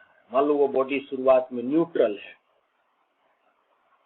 और उसको तुम्हें चार्ज करना है, तो पहले ये डिसाइड करो कौन चार्ज करना है, पॉजिटिव करना है, नेगेटिव करना है, कौन करना है। चलो तय कर लिया कि उस न्यूट्रल बॉडी को हमें पॉजिटिवली चार्ज करना है। तो हम क्या करेंगे इस प्रक्रिया से, अगर आपको पॉजिटिव चार्ज करना है तो तुम कहीं से एक पॉजिटिवली चार्ज बॉडी लाओ और उसको इस न्यूट्रल बॉडी के साथ या तो सटा दो या नहीं तो तार से जोड़ दो। You have to do that. तो क्या होगा, जो न्यूट्रल था उसकी शुरुआत की पोटेंशियल 0 थी, जो चार्ज था उसका पोटेंशियल पॉजिटिव था तो ज्यादा था। तार जोड़ने पर चार्ज के फ्लो होंगे और ये फ्लो होने के बाद जो न्यूट्रल बॉडी है वो चार्ज हो जाए। तो इस प्रक्रिया में कोई बॉडी जो चार्ज होता है ना, वो दूसरे बॉडी के चार्ज को खींच करके खुद चार्ज होता है। दूसरे बॉडी का चार्ज छीन के एक बॉडी चार्ज होता है। जैसे यहाँ देखो, मान लिया जाए कि ये एक कोई हम बॉडी ले लेते हैं, सपोज करो ये हम एक बॉडी ले लिए और इसको मान लिया ये न्यूट्रल है, हमें इसे करना है चार्ज, इस बॉडी को हमें चार्ज करना है। मान लो हमें इसको पॉजिटिव चार्ज करना है। क्या करेंगे हम, इसके अगर हमें पॉजिटिव चार्ज करना है तो हम एक पॉजिटिव चार्ज बॉडी को उसके साथ कनेक्ट करेंगे, उसके साथ हम कनेक्ट करेंगे। कनेक्ट करने की दो व्यवस्था, या तो पकड़ कर सटा दो या नहीं तो तार से कनेक्ट करो, ठीक है। तो हम यहाँ पर एक तार से इसको कनेक्ट कर सकते हैं। अभी हम कनेक्ट तो नहीं किए हैं, अभी कनेक्ट करेंगे। तो कनेक्ट करने से पहले ये बॉडी कैसा है बाबू, ये जो शुरुआत का जो बॉडी है वो कैसा है, ये चार्ज है। कैसा चार्ज है, तो पॉजिटिव चार्ज है। इसका पोटेंशियल कैसा है, तो पॉजिटिव है। इसका पोटेंशियल कैसा है, तो 0 है, क्योंकि न्यूट्रल है। अभी तो चूंकि कनेक्शन नहीं है।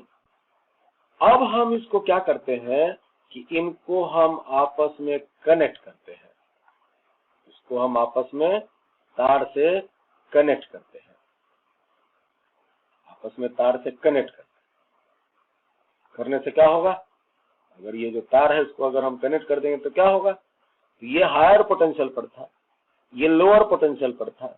हमने क्या बताया था जब दो डिफरेंट पोटेंशियल्स को आपस में कनेक्ट करेंगे तो चार्ज का फ्लो होगा तब तक कि उसके पोटेंशियल समान न हो जाए। यहाँ पे इसके पोटेंशियल पॉजिटिव थे, इसके जीरो थे, पोटेंशियल डिफरेंट था, फ्लो होगा, कनेक्शन के बाद फ्लो होगा। पॉजिटिव चार्ज का फ्लो हायर से लोअर होता है, तो पॉजिटिव चार्ज का फ्लो ये हायर है, ये लोअर है, तो यहाँ से इधर से चार्ज का फ्लो जो है, इधर से इस हायर पोटेंशियल से चार्ज का फ्लो इधर होगा, ऐसे चार्ज फ्लो करेंगे। ठीक है, तो मान लिया जाए कि इस तरह से चार्ज Q0 अगर फ्लो हो गया है, Q0 अगर चार्ज का फ्लो हुआ है, तो फ्लो होने के बाद इस बॉडी में जो चार्ज पहले जितने थे अब तो उतना नहीं रहेंगे, इसके पोटेंशियल, इसके चार्ज तो थोड़े से अब कम हो जाएंगे। ठीक है, इसके चार्ज जो है पहले जितने थे उतना तो नहीं रहेंगे, पहले से थोड़ा कम हो जाएंगे, और कितने हो जाएंगे, Q माइनस Q0 हो जाएंगे। अरे भाई इतना Q0 निकल चुका ना, अब इसमें कितने समा जाएंगे, तो इसमें अब चार्ज जो होंगे, इसमें जो अब चार्ज होंगे वो Q0 होंगे, जो आया है तार फ्लो के माध्यम से, है ना। और ये अवस्था पर अगर आकर के ये घटना करके इतना से Q0 चार्ज फ्लो होकर के अब और चार्ज का फ्लो होना बंद हो गया, तो आप समझ लेना कि इस अवस्था में आने के बाद इसकी पोटेंशियल और इसकी पोटेंशियल समान हो गई है, समान तो हो गई है, लेकिन ये जो बॉडी पहले न्यूट्रल था, अब देखो तो बॉडी क्या हो गया है, चार्ज हो गया है, और चार्ज जो हुआ है वो बाई कंडक्शन हुआ है। ठीक है, तो इसी तरह से हम किसी भी एक न्यूट्रल बॉडी को, जो मान लो कि अगर ये बॉडी न्यूट्रल है, अगर हमको इसे निगेटिव चार्ज करना है तो हम क्या करेंगे, हम एक बगल में उसके निगेटिवली चार्ज बॉडी को उससे कनेक्ट करेंगे, निगेटिव चार्ज बॉडी को हम उससे कनेक्ट करेंगे, इसमें निगेटिव चार्ज है, और हम इसको इसके साथ कनेक्ट करने का व्यवस्था करेंगे। अभी तो कनेक्ट नहीं किया है, अब करेंगे। याद रखिए इसका पोटेंशियल क्या है, नेगेटिव, क्यों, क्योंकि चार्ज नेगेटिव है। इसका पोटेंशियल क्या है, इसका पोटेंशियल है 0, क्योंकि न्यूट्रल है। अब जब हम इसको कनेक्ट कर देंगे, तो क्या होगा, कनेक्ट करने के बाद जरा सोचो तो क्या होना चाहिए, कनेक्ट जब कर देंगे, कनेक्शन जब हो जाएगा, तो एक का पोटेंशियल निगेटिव था, एक का 0 था, भाई डिफरेंट था ना, तो चार्ज के फ्लो होंगे। अब ये फ्लो कैसे होंगे, किधर से किधर होंगे, तो हमने क्या बताया, निगेटिव चार्ज का फ्लो लोअर से हायर पोटेंशियल पर होता है। ये है निगेटिव लोअर पोटेंशियल, क्योंकि निगेटिव पोटेंशियल है, ये 0 पोटेंशियल है, तो ये लोअर पोटेंशियल पर हुआ, ये लोअर पोटेंशियल हो गया, और ये 0 जो है ना वो हायर पोटेंशियल पर हो गया। पोटेंशियल के केस में जो उसकी साइन होगी वही न्यूमेरिकल मान से डिसाइड करेगा। पोटेंशियल के केस जो नेगेटिव मान के साथ वो अपना वैल्यू को डिसाइड करेगा। अगर हम आपसे पूछे -5 वोल्ट और 0 वोल्ट, इस दोनों में बड़ा कौन है, आप 0 वोल्ट बोलिएगा। ये बात आप समझ लीजिए, पोटेंशियल के केस में आगे भी हम इसकी चर्चा कर देंगे। तो हम जब कनेक्ट कर दिए तो नेगेटिव चार्ज का फ्लो जो है वो इधर से इधर होगा। तो इस प्रक्रिया में मान लिया जाए कि इस तार के माध्यम से -Q0 चार्ज जो है वो फ्लो हो गया, तो इसमें अब कितना चार्ज बचेगा, इसमें बचेगा Q माइनस Q0, नेगेटिव में -Q0 निकल गया तो और कम हो गया ना, चार्ज की जो उसके साथ जो चार्ज की जो वहां मात्रा थी कम, और वो नेगेटिव चार्ज आकर के कहाँ जमा होगा, वो नेगेटिव जो फ्लो हुआ था इस पर जमा होगा। और अगर ये -Q चार्ज फ्लो होने के बाद अगर ये फ्लो होना बंद हो गया, तो आप ये समझ लेना कि इस दोनों के पोटेंशियल आपस में क्या हो गए हैं, समान हो गए हैं। और ये बॉडी अब फिर क्या है, ये बॉडी है charged, that is charged by conduction.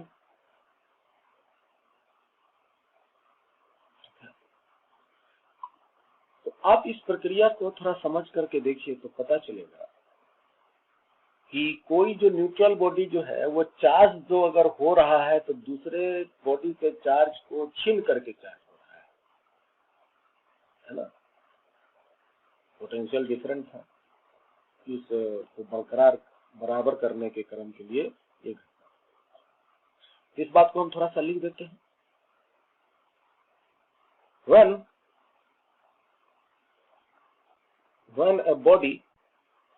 when a neutral body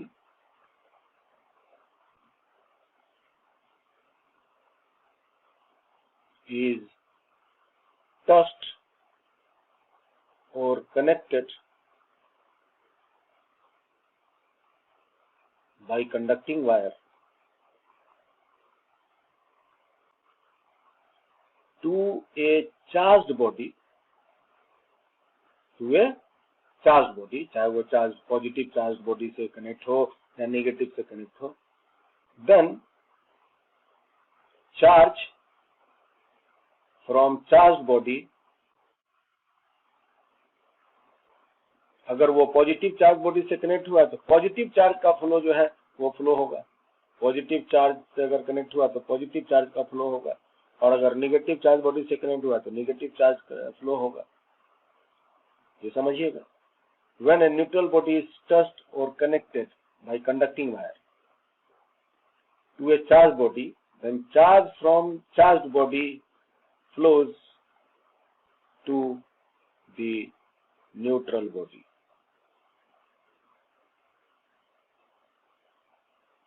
And hence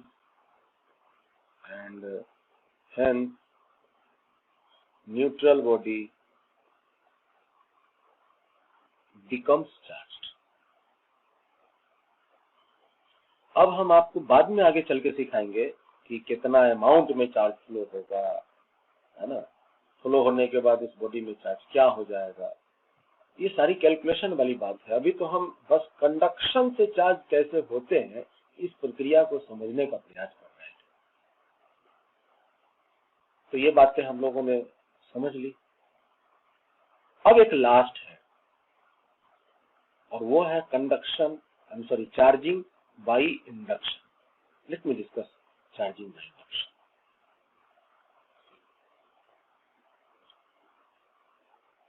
charging by induction, ठीक है।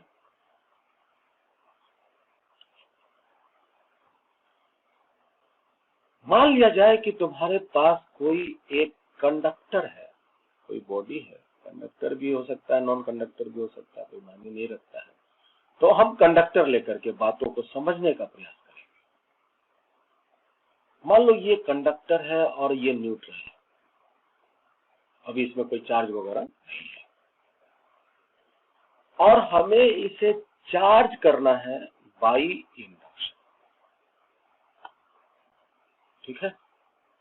तो देखो कैसे होता है कोई एक बॉडी न्यूट्रल चार्ज इंडक्शन। तो पहले ये तय करो कि तुम्हें इस बॉडी को कैसा चार्ज करना है, पॉजिटिव करना है या नेगेटिव करना है। चलो मान लो पॉजिटिव करना है, तो क्या करो कि जितना अमाउंट में, अगर ये कंडक्टर है तब उस केस में ये बातें आपकी सुटेबल लागू हो जाएंगी कि जितना अमाउंट में तुमको इसे पॉजिटिव चार्ज करना है उतना ही के अमाउंट का एक नेगेटिव चार्ज को इसके तुम करीब ले आओ। नेगेटिव चार्ज को तुम इसके उतना ही अमाउंट के नेगेटिव चार्ज को तुम इसके करीब ले आओ। ये आपकी नेगेटिव चार्ज है। अभी हम पूरी प्रक्रिया करेंगे तो आपको ये सारी बातें खुद स्पष्ट हो जाएंगी, ठीक है। अब जब इसको सटाना नहीं है, सटाएंगे तब तो कंडक्शन हो जाएगा, सटाना नहीं, जस्ट करीब है। तो जब हम इसके बहुत करीब ला के रखेंगे तो क्या होगा, जब हम बहुत बहुत करीब ला के रखेंगे तो ये जो माइनस है ना, वो इलेक्ट्रॉन्स को दूर ढकेलेगा, इलेक्ट्रॉन्स यहाँ आकर के स्टे करेंगे, और यहाँ पर इलेक्ट्रॉन्स की कमी होने से एक अपीयर होगा पॉजिटिव चार्ज। ये लास्ट क्लास में हमने इस बारे में बहुत डिटेल से आपको सारी बातें बताई हैं। जरा भी कोई कंफ्यूजन हो, लास्ट क्लास की वीडियो रेफर करो।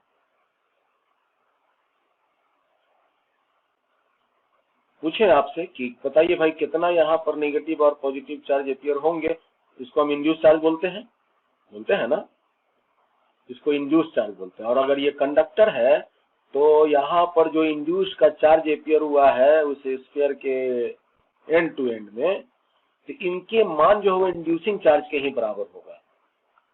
तो इसका जो इंड्यूसिंग चार्ज कितना है, Q है, तो यहाँ होगा प्लस Q और यहाँ होगा माइनस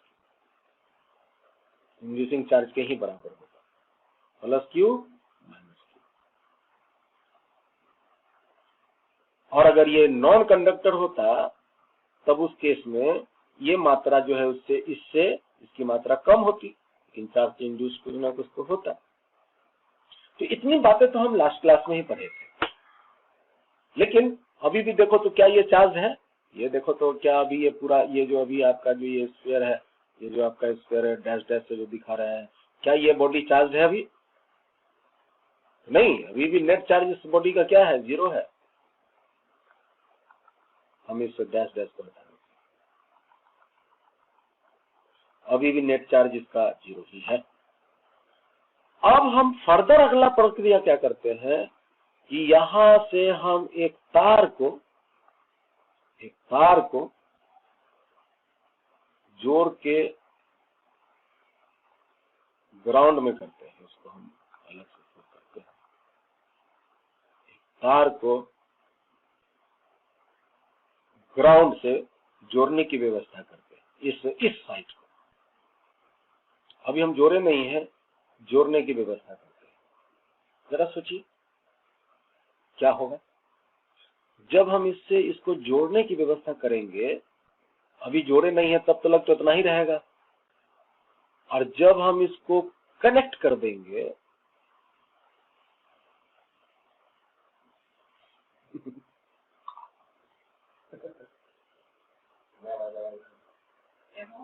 हाँ कैमरा ऑन है,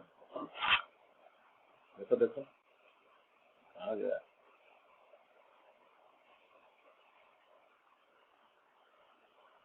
हाँ पानी दे दो, छोड़ दो, पानी है, गेट लगा दो।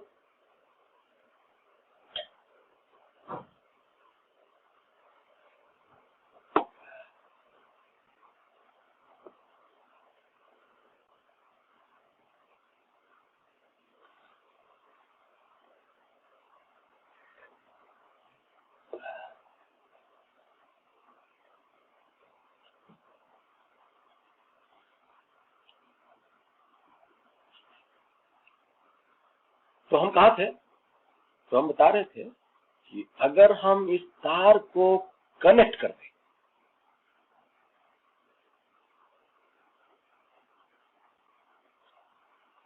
अगर हम इस तार को कनेक्ट कर देंगे तो क्या होगा। तो ये देखिए, ये वाला जो छोर है, ये जो एंड है वो निगेटिव चार्ज रखे हुए है, तो इसका पोटेंशियल है निगेटिव और धरती का पोटेंशियल है 0। ये है लोअर पोटेंशियल पर और ये है हायर पोटेंशियल पर। तो चार्ज का फ्लो होगा और नेगेटिव चार्ज का फ्लो लोअर से हायर होगा, और ये फ्लो तब तक होगा जब तक कि पोटेंशियल समान ना हो जाए। समान कब होगा, धरती से जुड़ने पर तो पोटेंशियल 0 होगा, तभी समान होगा। ये सारे जो नेगेटिव चार्ज जो यहाँ दिख रहे हैं ना, सारे के सारे नेगेटिव चार्ज जो हैं वो इस तार के माध्यम से वो इस तरह से फ्लो होकर के धरती में चला जाएगा। माइनस का माइनस Q चार्ज धरती में चला जाएगा, ठीक है। और उसके बाद जब ये घटना हो जाएगा तो आप इस तार को काट के हटा दीजिए। तो अब इसका जो दूसरा स्टेप है वो ये होगा कि जो आपकी ये जो चार्ज है, ये जो चार्ज को जो ला के रखे हैं, ये माइनस जो ला के रखे हैं, ये अभी भी वहीं रहेगा, याद रखिएगा, अभी हटाइएगा मत, नहीं तो ये भी चला जाएगा धरती में, तो ये जो भी इसमें बचा हुआ वो भी चला जाएगा धरती में। तो ये चार्ज को अभी रहने दीजिएगा। और इस बॉडी की जो यहाँ पर चार्ज बच गई है, कौन सा चार्ज, ये प्लस क्यों बच गए, ये जो माइनस है उसको अपनी तरफ टाने हुए है, खींचे हुए है, इसलिए बच गया है ये जो बच गया है प्लस क्यू। और इधर का सारा चार्ज कहाँ चला गया, धरती में। तो अब इधर का धरती से पहले कनेक्शन तोड़ दीजिएगा, और धरती से कनेक्शन तोड़ देने के बाद तब इसको तुम रिमूव कर देना, इसको देन रिमूव कर देना, ठीक है। पहले disconnect the earth, disconnect the earthing, and then remove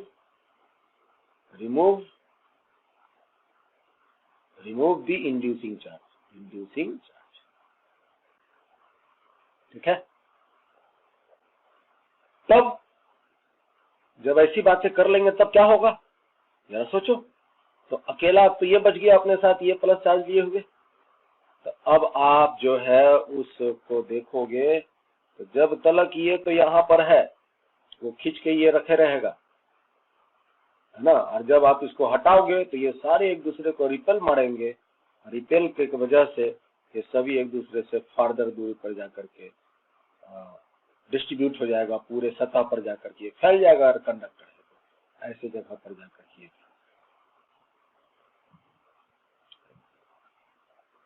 तो ये जो बॉडी है इसके पास चार्ज कितना हुआ, तो वही हुआ प्लस क्यू। तो तुम गौर से देखो, ये प्लस क्यू चार्ज की जो मात्रा है ये उतना ही है जितना हम बगल में इंड्यूसिंग चार्ज ला के रखे हैं, है ना। और अभी जो ये बॉडी चार्ज हुआ है इसको बोलेंगे charge by induction, charge by induction. चलिए हम एक बॉडी को अभी हमने पॉजिटिवली चार्ज किया है, आप खुद से एक दिमाग लगाओ और एक कोई भी जो बॉडी है उसको तुम नेगेटिवली चार्ज करो, कर सकते हो। मान लिया जाए कि हमें ये बॉडी है, ये न्यूट्रल कंडक्टर है, और इस न्यूट्रल कंडक्टर में हमें -5 माइक्रोकूलम चार्ज करनी है, चाहिए -5 माइक्रोकूलम चार्ज चाहिए। टारगेट तय कर लिया, -5 माइक्रोकूलम का इस न्यूट्रल कंडक्टर में हमें चार्ज करना है, और करना है बाई इंडक्शन। कैसे करें, तो आप इसके बगल में +5 माइक्रोकूलम के चार्ज को लाकर रख दो।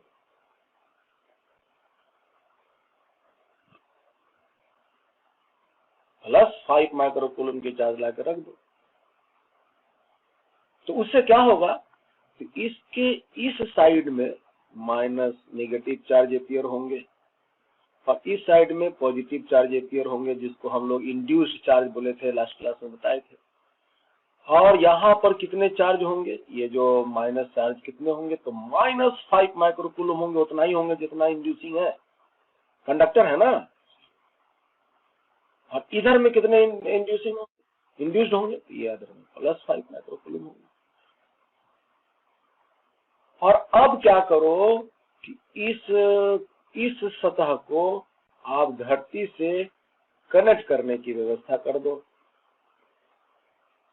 तो इससे कनेक्ट करने की व्यवस्था कर दोगे तो क्या होगा कि ये तार के माध्यम से ये +5 माइक्रोकूलम चार्ज जो है, +5 माइक्रोकूलम चार्ज जो है वो इस तार के माध्यम से चल के धरती में समा जाएगा, ठीक है। अगला स्टेप क्या करेंगे, अगला स्टेप ये करेंगे कि हम इस बॉडी को और इसके बगल में जो इंड्यूसिंग चार्ज है +5 माइक्रोकूलम अभी रहने देंगे। इसकी वजह से क्या होगा, इसकी वजह से जो यहाँ पर -5 माइक्रोकूलम चार्ज जो खिंचाया हुआ था वो अभी भी खिंचाया ही रहेगा, लेकिन ये वाला चार्ज चला जाएगा धरती में। धरती को रिमूव कर दो, रिमूव अर्थ, रिमूविंग अर्थ, रिमूव अर्थ।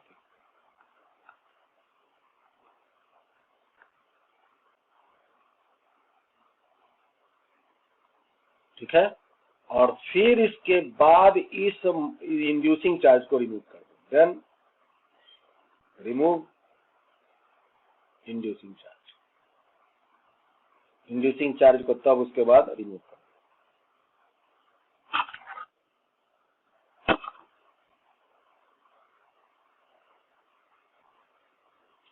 तब इस केस में क्या होगा, तो रिमूव कर देने के बाद इस केस में क्या होगा, तो इस केस में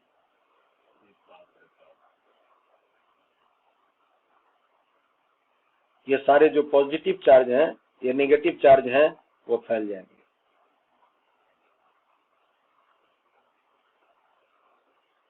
फैल जाएंगे। और इसकी फैलाव का मान कितना होगा, तो -5 माइक्रोकूलम। ठीक है, तो इस तरह ये पूरा जो सिस्टम है, ये इस तरह जो ये बॉडी है, न्यूट्रल बॉडी, वो चार्ज हो जाएगा। ये जो आपका बॉडी जो है चार्ज बाई इंडक्शन।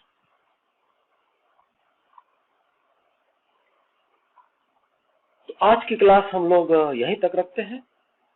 आप लोग इस क्लास को बहुत अच्छे से रेफर करें, ध्यान से एक एक चीजें जो बताई गई हैं उसको समझने का प्रयास करें। कॉपी में सारी नोट को उतारते चले, आप देखिएगा खुद आपकी नोट बहुत ही तरीका से सजते हुए बनते चला जाएगा।